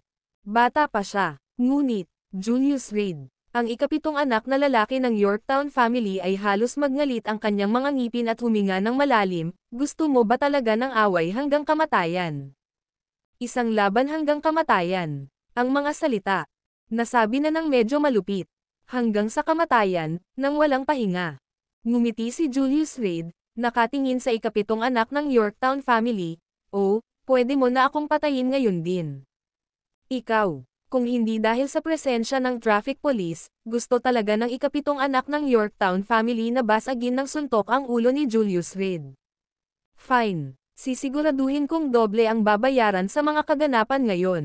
Kung bukas, maaari ka pa ring tumayo sa harapan ko at kumilos ng mayabang, ako, ang ikapitong anak ng Yorktown family, ay mawawala na sa mundo. Pagkasabi nun, siya, lumuhad sa isang tuhod. Si Carter Yorktown ay kanyang anak. Sa ganito, siya lang ang nakakaalam. Ngunit hindi pinapayagan ng Medicine King Valley ang mga inapo. Sa makatuwid, tiyuhin at pamangkin lang ang tinutukoy ng dalawa.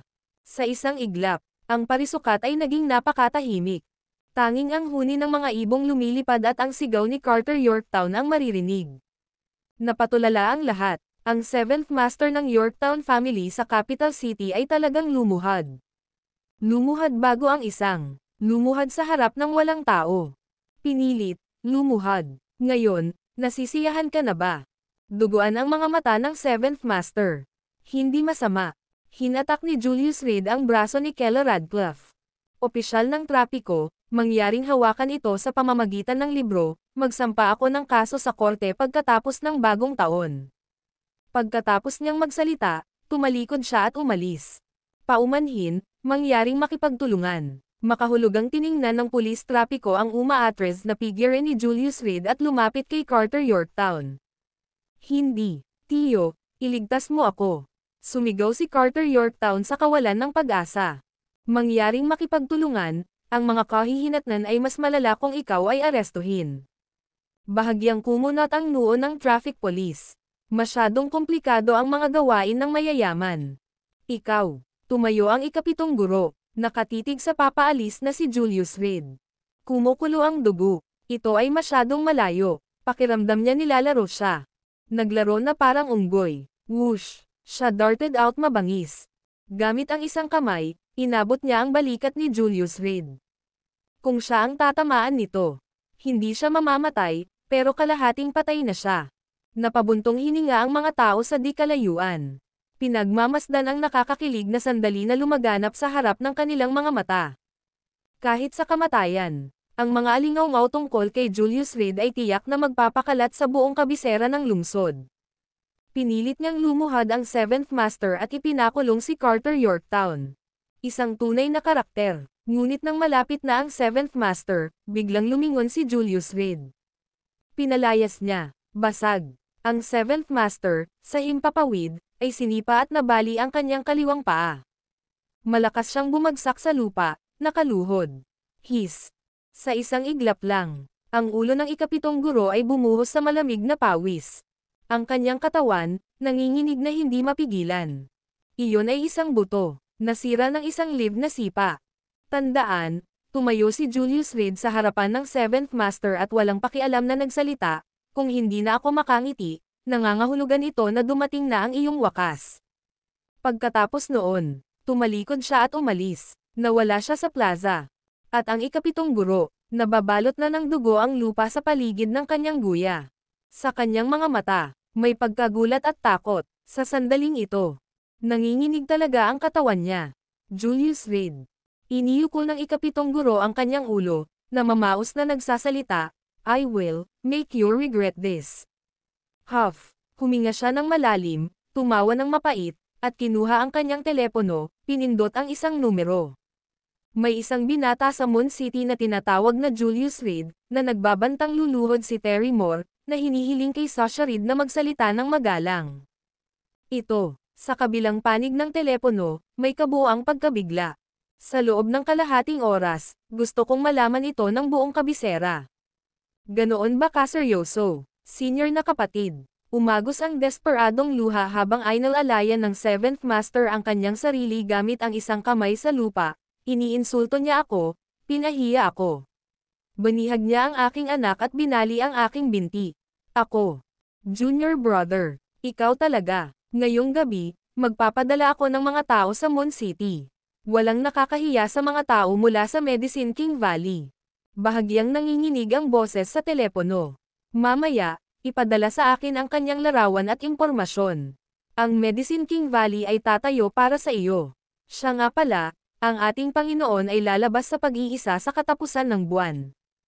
Kung gayon, ang kabisera ng lungsod. Isang kislap ang kumislap sa mga mata ng Seventh Master. Linawin ang mga bagay sa Young Master ng Ghost Valley, at kapag umalis si Master sa pag-iisa, pupunta si Old Master Leo K. Diaz sa kanluran. Ang pamilya Leo K. Diaz sa kabiserang lungsod ay mahuhulog sa mga kamay ng Medicine King Valley. Sa panahong iyon, pagkatapos magtago sa anino ni Sheldon Casey sa loob ng mahigit isang dekada, sa wakas ay makikita ko na muli ang liwanag ng araw. Hawak ang kanyang telepono, ang Seventh Master ay tumangala sa langit. Julius Reed, ano ang kailangan mong labanan laban sa akin? Sa isang dagandong, dinurog niya ang kanyang telepono at napaungol. Ang video na ito ay edited by Urban Storytelling. Kabanata 737, ang tao sa pintas sa lungguhit isa. Terry Moore, may nagmumura sa iyo. Lungsod ng Gonzales, sa loob ng gym. Si Terry Moore ay sumuntok ng sandbag. Pumalakpak, nakatayo sa isang tabi ang may-ari, dumudugo ang puso. Masyadong mabangis ang batang ito. Isang linggo na siya rito, at napakabigat ng pagkawala. Fitness equipment na dapat ay tumagal ng mahabang panahon. Kasama si Terry Moore, bago ito araw-araw. Gusto niyang itaboy si Terry Moore. Pero nag-aalala siya, na ang isang suntok ay maaaring pumutok sa kanyang ulo. Ang pag-save ng kanyang sariling balat ay mas mahalaga. WHO. Lumapit si Terry Moore sa isang upuan. Kumuha siya ng isang baso ng tubig na goji berry at nilagok iyon. Sinuntok niya ang sandbag ng walang guwantes, binasag lang ito ng kanyang mga kamao. 3 segundo. Isang buong tasa ng tubig ng goji berry, wala nang natitirang patak. Hulaan mo. Casual na umupo si Karen sa tabi ni Terry Moore, naka-cross legs, narinig mo yun. Pupunta ang munting prinsesa sa Moon City para sa bagong taon. Kinukuha siya ng kanyang ama, na medyo hindi karaniwan. Alam ko. Umupo si Terry Moore sa upuan, marahang pinunasan ang kanyang bibig, nabalitaan ko ito kahapon. Pinili pa nila akong maging bodyguard, para ay escort silang dalawa doon. Pumayag ka. Tumaas ang isang kilay ni Karen, hinampas ng kamao si Terry Moore, damn it, tikom ang bibig, di ba? Hindi mo sinabi sa akin. Hey, kinuha ni Terry Moore ang isang tuwalya at pinunasan ang pawis sa kanyang noo. Nahuli kang nanghihingi at ikinulong ng 7 araw. Saan ko sasabihin sa iyo? Itinapon niya ang tuwalya sa mukha ni Karen, one of these days, mamamatay ka dahil sa isang babae. Hehe, habang tumawa si Karen, mas naging makulat siya. Maiintindihan ng isang normal na tao. Patuloy niyang pinagpag ang kanyang naka-cross leg, gusto kong makasama ka sa hapunan sa bisperas ng bagong taon, ngunit hindi iyon mangyayari. Magandang lugar ang Mon City, medyo mahirap. Sa bahay, hindi ako nag-aalala tungkol dito. Napasulyap si Terry Moore kay Karen, sabi mo lang, may gustong lumuhad ako. Guwapo, kailangan ng inumin. Maya-maya lang, may lumapit na babae. Nakangiti kay Terry Moore. Sa sandaling ito, ipinakita ni Terry Moore, na nakahubad ang dibdib, ang kanyang malalakas na kalamnan. Sobrang nakakakuha ng atensyon ng mga babae. Sorry, hindi na kailangan. Napangiti si Terry Moore nang tumanggi siya. Sayang naman. Baka sa mukha ng babae ang pagkadismaya. Nauuhaw ako. Inabot ni Karen, mapanlin lang na sinabi, Beauty, uhaw si kuya, halika pawiin mo ang uhaw ko. Pervert. Naiinis na tumingin ang babae kay Karen, iritadong sinabi, bumili ka ng sarili mong inumin. Nakita mo, iaalok mo sana ito sa kaibigan ko ngunit dahil ayaw niya, marahil. Ngayon, wala na. Bang! Tinapon ng babae ang inumin sa basurahan. Muttering curses, umalis siya. Charm, hindi ka mainggit. Walang pakialam na sabi ni Terry Moore. Walang hiya. Sumando si Karen sa upuan, nangisda ng goji berry mula sa thermos ni Terry Moore, at ibinulsa ito sa kanyang bibig. Walang silbi ang bagay na ito, lahat ng panlilin lang. Alam ko, tumingin sa kanya si Terry Moore ng masama. Mukhang oras na para sa isang bagong tasa. All these years na kilala niya siya, hindi niya nakitang naghugas ng kamay si Karen. Gayunpaman, ang matandang ito ay hindi nagkakasakit. Kaya sabihin mo sa akin, sino ang nagpapaluhod sa akin? Hinawakan ni Terry Moore ang thermos mula sa bibig ni Karen at pinisil ng malakas. Basag. Nabasag agad ang tempered glass. Holy shit, baliw ka ba?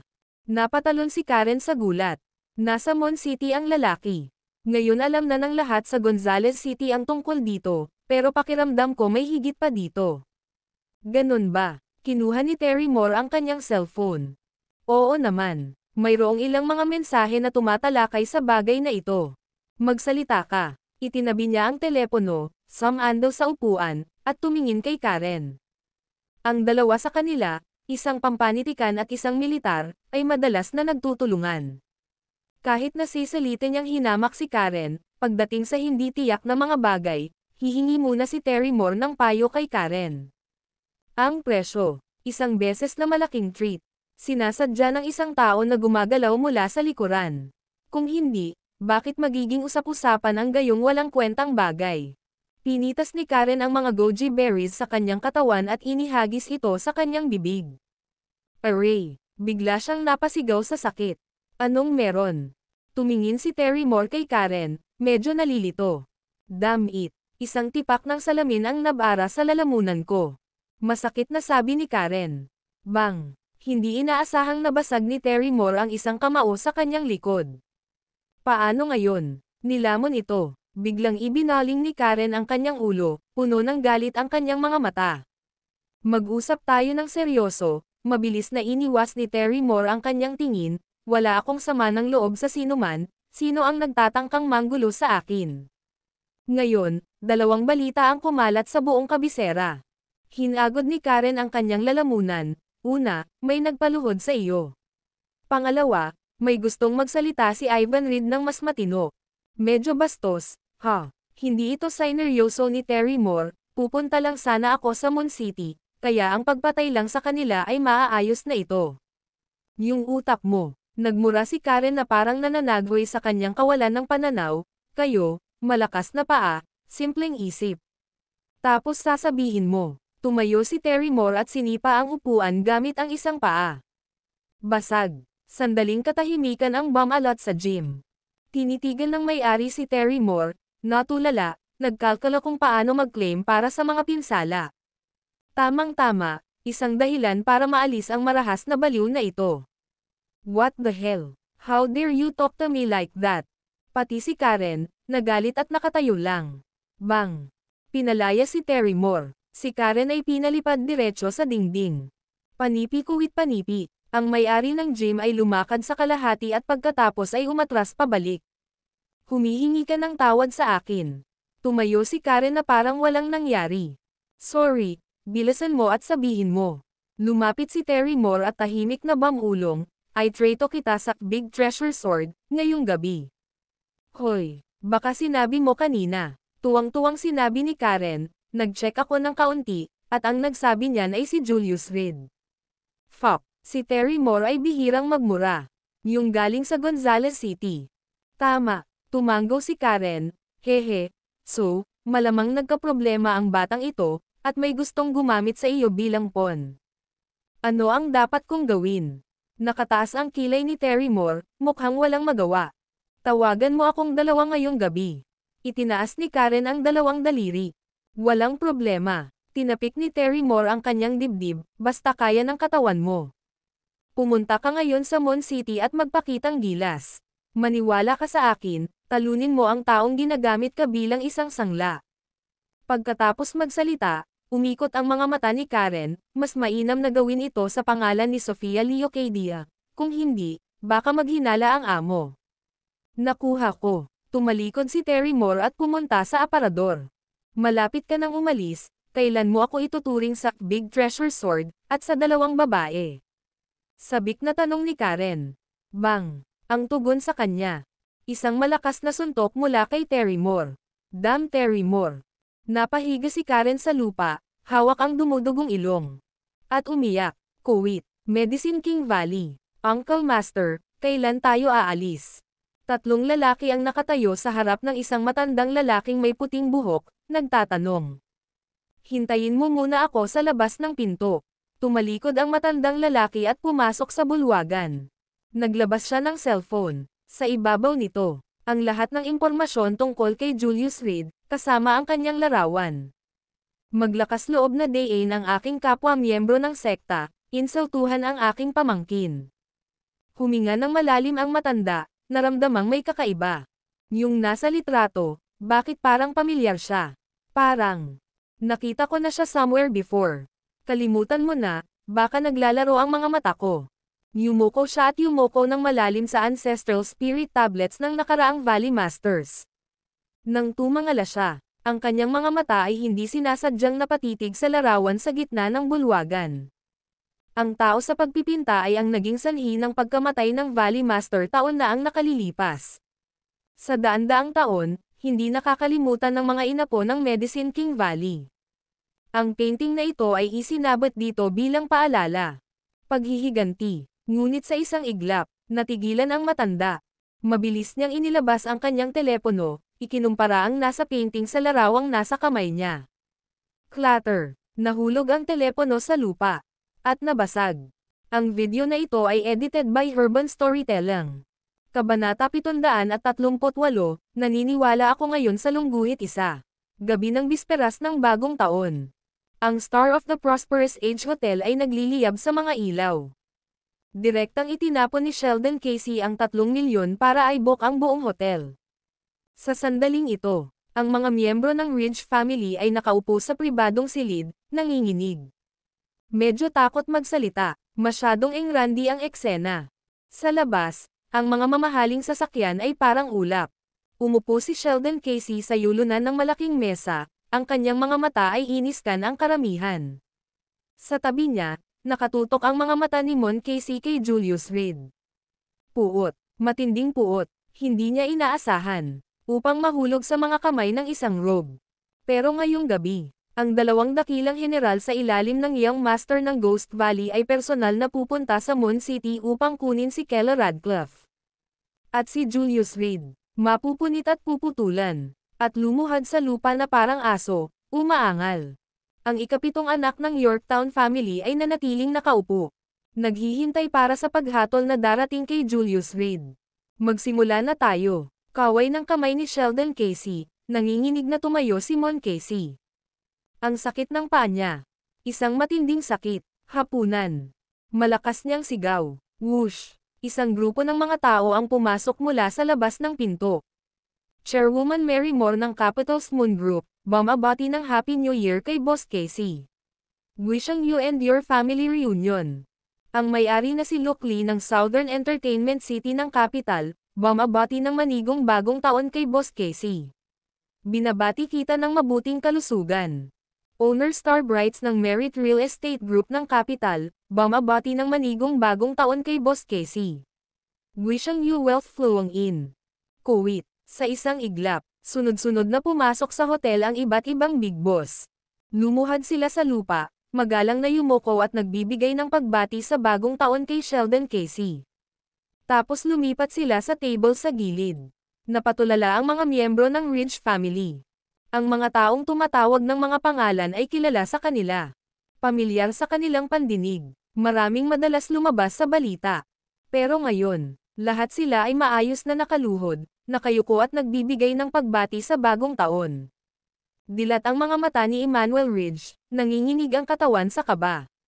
Ang kanyang anak na babae balang araw ay magkakaroon ng parehong kaluwalhatian, tama ba? Dapat ito ay posible. Pagkatapos ng lahat, maaari siyang sumali sa mga gawain ng kumpanya kapag bumalik siya mula sa ibang bansa. Nang makaupo na ang lahat, tumayo si Sheldon Casey na may matigas na mukha at sinabing, lahat. Kung may nanakit sa anak ko, ano sa tingin mo ang dapat gawin? Patayin. Kung sino man ang maglakas loob na saktan si Master Casey, sisiguraduhin naming hindi na sila gagaling. Kawarter sila. Ang pulutong ay napuno ng matuwid na galit. Lahat sila ay malalakas na big shot. May kapangyarihan silang gawin ito. Mabuti. Tumanggo si Sheldon Casey sa kasiyahan, ang kanyang tono ay biglang nanlamig, nasa mesa ang taong iyon. WHO. How dare they be so bold? Ay drag sila palabas. Nagkatinginan ang lahat, baka sa mga mata nila ang gulat. Para saktan si Mon Casey at maglakas loob pa ring umupo sa kwartong ito at kumain. Ang taong iyon ay, ang mga mata ni Sheldon Casey ay nanatiling nakatitig kay Julius Reed, na nakaupo sa pinakaloob na bahagi ng silid, siya. Napasinghap ang mga miyembro ng Ridge family sa gulat. Julius Reed, sinaktan niya si Mon Casey. Baka may hindi pagkakaunawaan. Napakurap si Kela Radcliffe, hindi naiintindihan. Kailan sinaktan ni Julius Reed si Mon Casey? Paanong hindi niya alam? Misunderstanding. Yung misunderstanding ba na sinaksak niya ng toothpick ang anak ko tapos pumunta dito na parang walang nangyari? Na may malakas na kalabog sa mesa ni Sheldon Casey. Isang malaking grupo ng mga bodyguard ang agad na pumasok sa loob, nakatayo sa likod ni Julius Reed. You damn Julius Reed. How dare you hurt my son-in-law? Nais ni Emmanuel Ridge na sumugod siya at bugbugin si Julius Reed. Ngunit ang mabigat na hanay sa kanyang harapan ay masyadong nakakatakot, at hindi siya nang ahas na kumilos. Mr. Casey, hindi namin alam ang bagay na ito. Gayunpaman, gusto mo itong pangasiwaan, sinusuportahan ko. Ngunit ang bagay na ito ay walang kinalaman sa Ridge family. Nanlambot ang mga binti ni Barrett Ridge sa takot. Medyo nanginginig ang pananalita niya. Tama, mga in-law, wala itong kinalaman sa atin. Julius Reed, pumunta ka at humingi agad ng tawad. Inatake siya ng mga miyembro ng Ridge family, na parang gusto nilang patayin si Julius Reed. Ano ang sinusubukan mong gawin? Nagdilim ang ekspresyon ni Kela Radcliffe, tumayo siya para harapin ang mga bodyguard, wala na bang batas?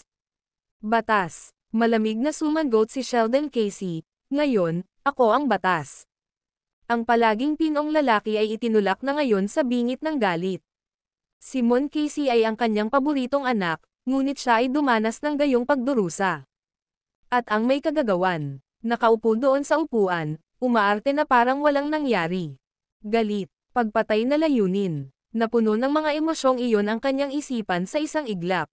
Julius Reed, hindi mo ba aaminin?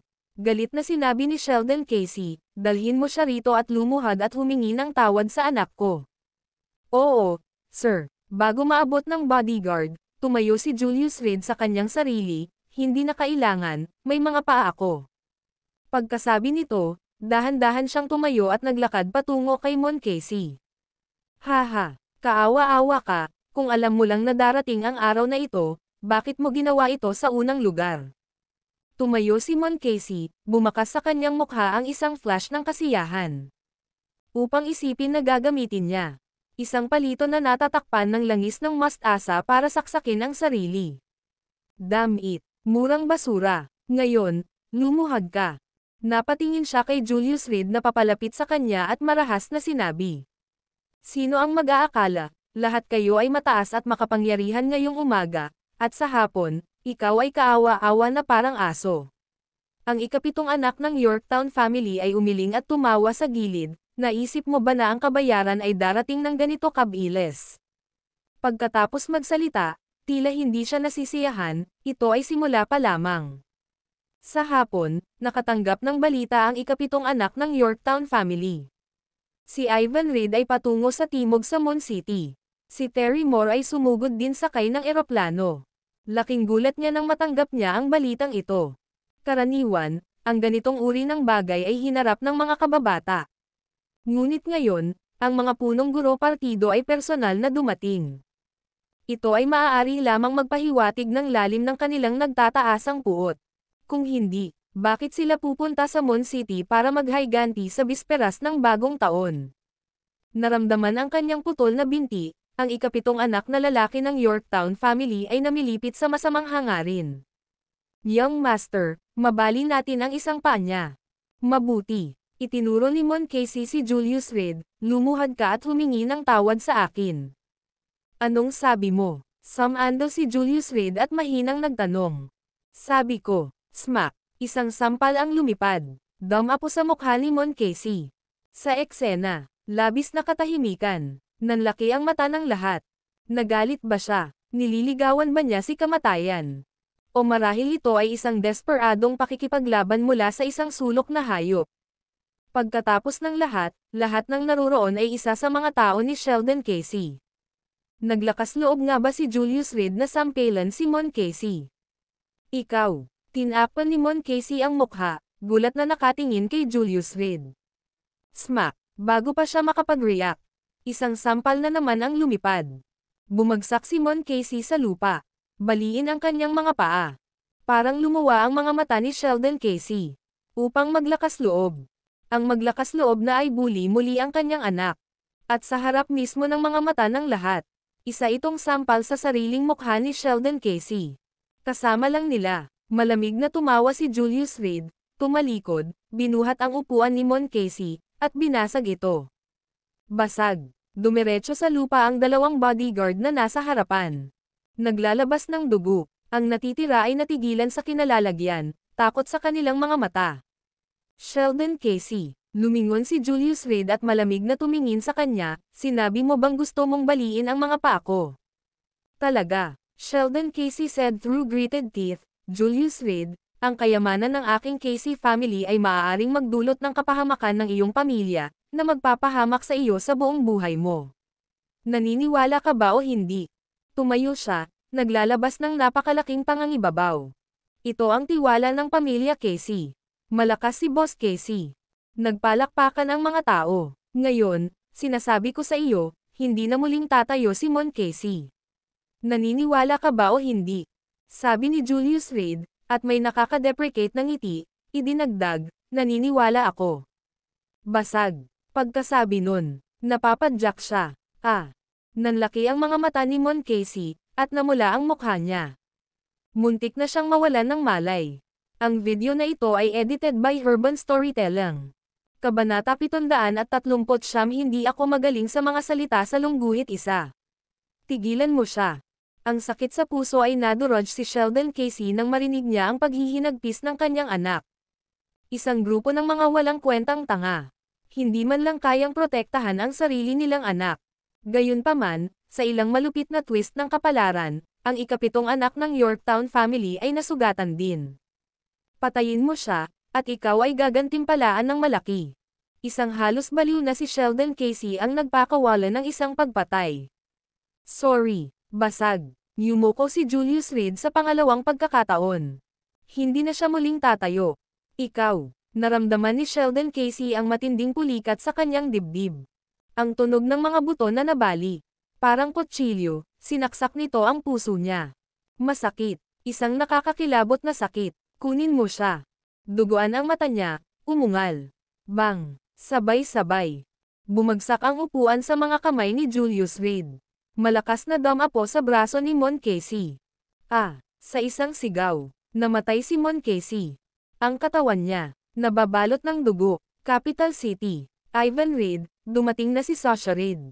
Noon lang, may sumigaw mula sa labas ng pinto. Natigilan ang lahat. Sasha Reed, anong ginagawa niya dito? Pwede bang? Nabaling ang lahat kay Julius Reed. Tiyak na si Ivan Reed ang nakatanggap ng balita at dumating para sa paghihiganti. Kung hindi, ang pamilya Casey at ang pamilyang Davenport ay walang anumang pakikipag-ugnayan. Bakit pupunta dito si Ivan Reed? Lalo na sa bisperas ng bagong taon. Makalipas ang ilang segundo, isang kalbo na matanda ang pumasok sa silid. Sinamahan ng pamilya Leocadia, Daphne Leocadia. Ang gumaganap na family head ng Leocadia family, kapatid ni Natalia Leocadia. At kasama nila ang isang batang babae. Ang pamilya Leocadia, Sofia Leocadia. Nang malaman na maaaring gamutin ni Julius Reed ang sakit ni Old Master Leocadia, nagpasya si Daphne Leocadia na personal na bisitahin. Para ipakita ang sinseridad, kung may pagkakataon man na iligtas ang kanilang ama, handa silang gumawa ng anumang pagsisikap. Pag nagkataon, nakasalubong nila si Ivan Reed sa kalsada. Dahil mula sa apat na pangunahing pamilya, natural silang nagsanib puwersa at magkasamang naglakbay. Sa likod nila ay sumunod si Terry Moore, nakasuot ng vest. Tingnan mo dali, dumating na si Terry Moore. Tulad ng inaasahan, naghiganti sila. Ito ay magiging mabuti. Nagniningning ang pananabik sa mga mata ng lahat. Boss, ngayon ay nagsalita si Julius Reed ng mapang insulto tungkol kina Terry Moore at Ivan Reed, at ipinakalat ko ang balita sa buong Capital City, mahinang bulungan ng ikapitong anak ng Yorktown family. Magaling. Huminga ng malalim si Sheldon Casey, tumayo, at lumapit sa kanila para batiin. Habang naglalakad ay sinulyapan niya ang anak na nakahiga sa sahig at walang malay. Heartbroken. Pero wala siyang choice. Ang mga panauhin ay mula sa apat na pangunahing pamilya, hindi siya nang ahas na pabayaan sila. Sasha Reed, kapatid na Leocadia, ano ang nagdadala sa iyo dito? Sinalubong sila ni Sheldon Casey nang magkahawak na mga kamay, puno ng pawis ang kanyang noo. Dahil sa kaninang galit ay nawalan siya ng kontrol sa kanyang emosyon. Pati ang katawan niya, hindi rin nakaka-adjust. Narinig ko na may naninirang puri na chismis tungkol sa akin sa likod ko, sabi ni Ivan Reed, hinawakan ang kanyang Buddha beads habang nakatingin kay Sheldon Casey at sa iba pang nakatira sa silid. Sino kaya ito? Si Julius Reed iyon. Ang ikapitong anak ng Yorktown family ay nakadapa, ang kanyang puso ay tumibok sa pananabik. Dumating na ang mastermind. Habang nilalampasan niya si Julius Reed, puno ng galit ang kanyang mga mata. Sa pagkakataong ito, tingnan natin kung hindi ka mamatay. Kahit nabali ang isang paa, ang pakiramdam ng kasiyahan na nadama niya ay hindi pa nagagawa. Ang mga pamamaraan ni Ivan Reed ay tiyak na mahihiling ni Julius Reed na siya ay namatay. Alam mo ba ito? Tiningnan ni Ivan Reed ang ikapitong anak ng Yorktown family sa harap niya at walang pakialam na nagtanong, ano ang status mo? Ang pangalan ko ay ang ikapitong anak ng Yorktown family, ang bodyguard ni Boss Casey, magalang niyang sagot. Pakinggan natin. Sinuri ni Ivan Reed ang ikapitong anak ng Yorktown family, walang ekspresyon ang mukha. Kaninang hapon, ang kontrabida na ito ay nagkaroon ng dispute sa akin. Ipinagyayabang pa niya na ikaw, Sasha Reed, ay kailangang makipag-usap sa kanya ng buong kagandahang loob. At si Terry Moore, Boss Terry Moore, kailangang lumuhad nang makita siya. Pinigilan ng ikapitong anak ng Yorktown family ang kanyang pananabik nang magsimula siyang magkwento. Tapos na. Tanong ni Ivan Reid. Tapos na. Tumango ang ikapitong anak ng Yorktown family. Pero sa mukha ni Sasha Reid, wala siyang makitang bakas ng galit. O sa halip, kawalang kasiyahan. Isinasaalang-alang na siya ay nagmula sa malayo, hindi ba ito para sa paghihiganti? So, ikaw ang nagkalat ng balita. Si Ivan Reid, kasama ang kanyang Buddha beads sa kamay, ay itinuro ang ikapitong anak ng Yorktown family, hindi ako nagkakamali, di ba?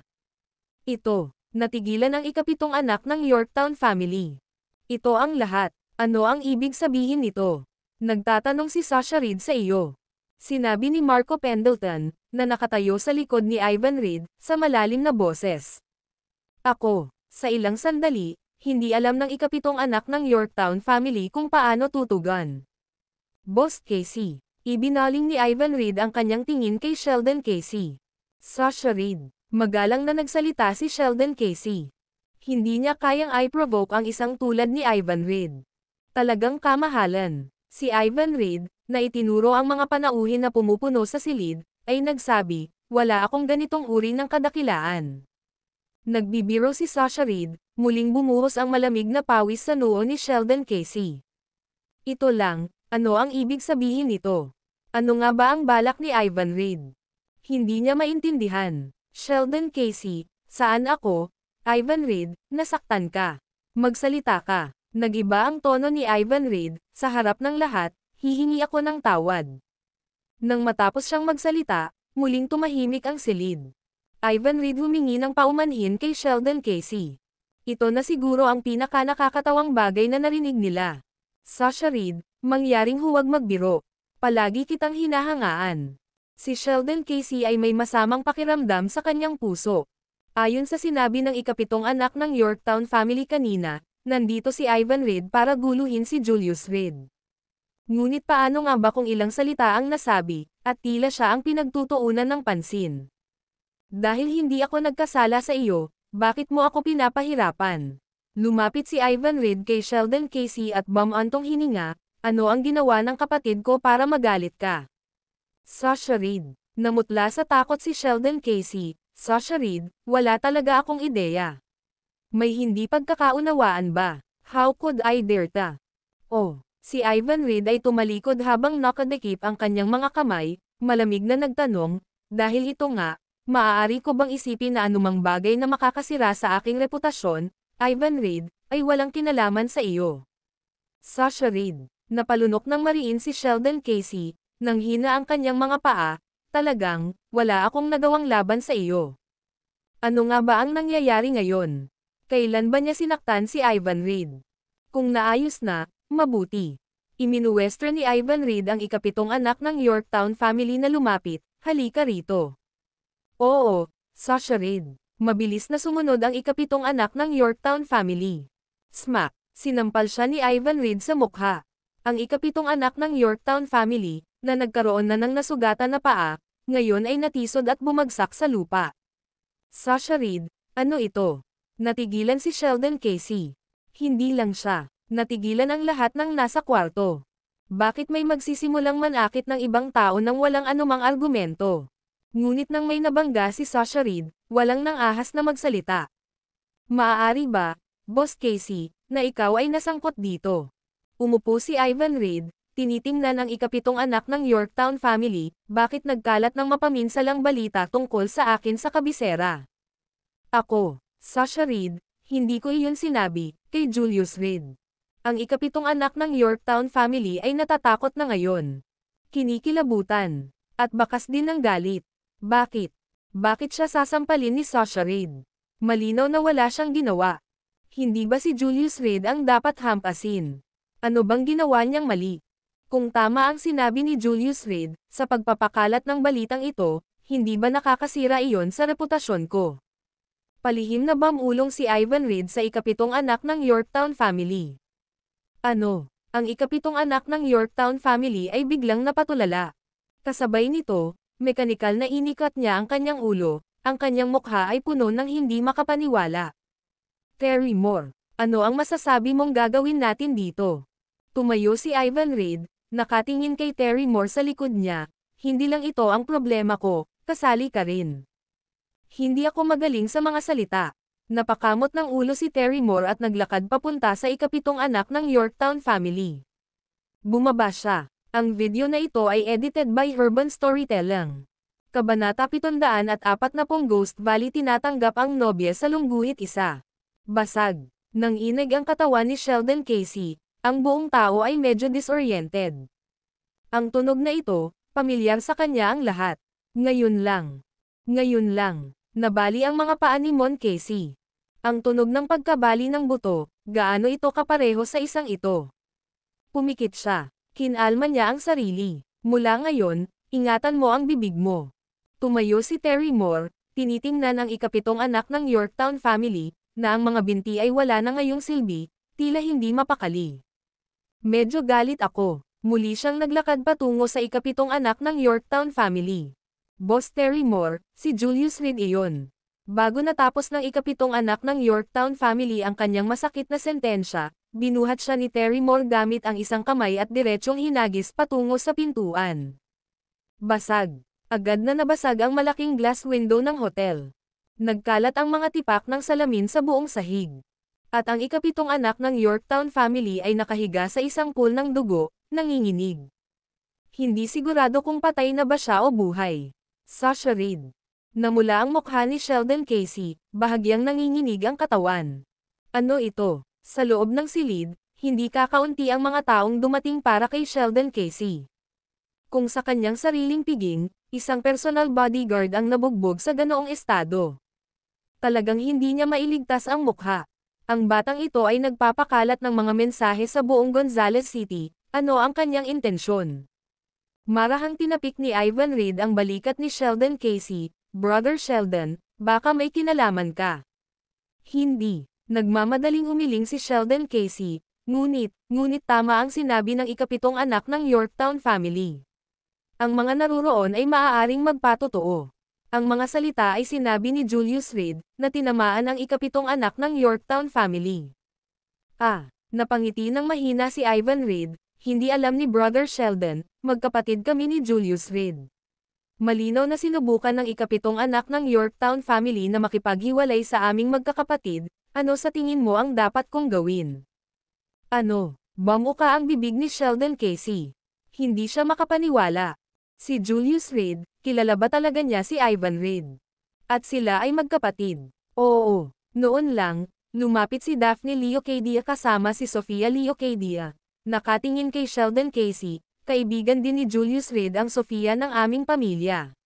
Sa lahat ng karapatan, dapat lumuhad si Terry Moore kay Sofia, kaya natural na lumuhad siya kay Julius Reed. Nagkagulo na naman ang mga tao. Ang batang iyon, kilala niya talaga ang munting prinsesa ng pamilya Leocadia. Pwede bang, sa birthday party ni Sofia Leocadia, ang lalaking nagsasayang ng pera? My goodness, kung ganoon, si Julius Reed ay maaaring maging boyfriend ni Sofia Leocadia. Habang nag-uusap sila, gulat na gulat ang mga mukha ng lahat. Pero, kasal na si Julius Reed. May nakapansin na isang napakagandang babae ang nakaupo sa tabi ni Julius Reed. Isang mature na babae. At si Sofia Leocadia, siya ang epitome ng isang loli. Sa ngayon, ano ang pagkakaroon ng 3 asawa at 4 na babae? Agad na nagbago ang tingin ng lahat kay Julius Reed. Hindi nakakagulat na naglakas loob siyang baliin ang mga binti ng ikapitong anak ng Yorktown family. At naglakas loob na magsalita ng malaki. Ngayon, baka nagkakaproblema ang pamilya Casey. Kuya Julius. Kumaway si Ivan Reed kay Julius Reed at mabilis na naglakad. Noong una ay ayaw niyang masangkot sa gulo na ito. Ngunit hiniling ng taong nasa likod niya na pagbutihin niya ang kanyang relasyon kay Julius Reed sa lalong madaling panahon upang makuha ang mga bagay mula kay Stacy Coop. Ang puwersahang pagkuha ay wala sa tanong. Walang lakas ng loob si Ivan Reed para doon. Ang tanging diskarte sa ngayon ay ang makalapit. Upang gumawa ng inisyatiba upang makagawa ng isang magandang impresyon. May nangyari. Malamig na tanong ni Julius Reed. Hindi niya gusto si Ivan Reed. Sinasabi ng kasabihan, ang walang bayad na tulong ay kadalasang kainahinala, ang motibo ay malamang na maging taksil o magnanakaw. Naiintindihan niya kung bakit dumating ang mga tao ng pamilya Leocadia. Pagkatapos ng lahat, pagkatapos ng bagong taon, nagplano si Julius Reed na pumunta sa Gonzales City upang gamutin ang sakit ni Old Master Leocadia. Sa pagdaan, upang matuklasan ang inner sect disciple of Medicine King Valley na nakatago sa pamilya Leocadia. Dapat malaman ng isa na sa bahay, naroon pa rin ang Bamboo Whitaker, na nilason ng makapangyarihang kamandag. Ang antidote na ito ay makukuha lamang mula sa inner sect disciple of Medicine King Valley. Tunay na isang bihirang lason. Walang anuman, nabalitaan kong narito ka at gumawa ng isang espesyal na paglalakbay upang makita. Si Ivan Reed ay isang matalinong tao, paano siya mapahiya sa ilang salita lamang. Ngayong nakita mo na ako, maaari ka nang umalis. Nagsalita si Julius Reed sa malamig na boses. Hindi na kailangang hulaan, alam na alam niya kung ano ang hinahangad ni Ivan Reed. Nakahanap si Stacy Cook ng 2 pahiwatig sa Gonzales City. Ngunit ngayon, ang parehong mga bagay ay nasa kanyang sariling mga kamay. Nang hindi nakuha ang mga bagay, si Ivan Reed ay napahamak na hindi ayusin ang mga bagay. At hindi mapakali ang nasa likod niya. Hindi naniniwala si Julius Reed na si Ivan Reed, isang mahusay na mangangalakal, ay talagang malalaman ang sikretong ito. Si Beckett Carmichael, mula sa parehong 4 na pangunahing pamilya, ay walang ideya tungkol sa immortalidad. Kaya, tiyak na kainahinala ang matalas na interes ni Ivan Reed. Huling beses na naghiwalay tayo sa Gonzales City, gusto kong makipag-inuman sa iyo, kapatid. Paano kung naputol ang sinabi ni Ivan Reed bago pa niya matapos? Ngayon ang treat ni Boss Casey, it's not up to me if you can or not. You should ask him. Nakangiting tumingin si Julius Reed kay Sheldon Casey, hindi na itago sa mukha nito ang panghahamak. Paano naman yun? Kainin mo ang iyong pagkain. Talunin ang iyong anak. At kailangan mo pa ring sabihin. Salamat po. Kahit, kailangan nilang batiin na may ngiti sa kanilang mga labi. Dahil dumating si Sasha Reed upang suportahan kami, natural na tinatanggap ko siya. Ano kayang sasabihin ni Sheldon Casey? Kumikirot ang kanyang puso, ngunit tahimik lang niyang tiniis.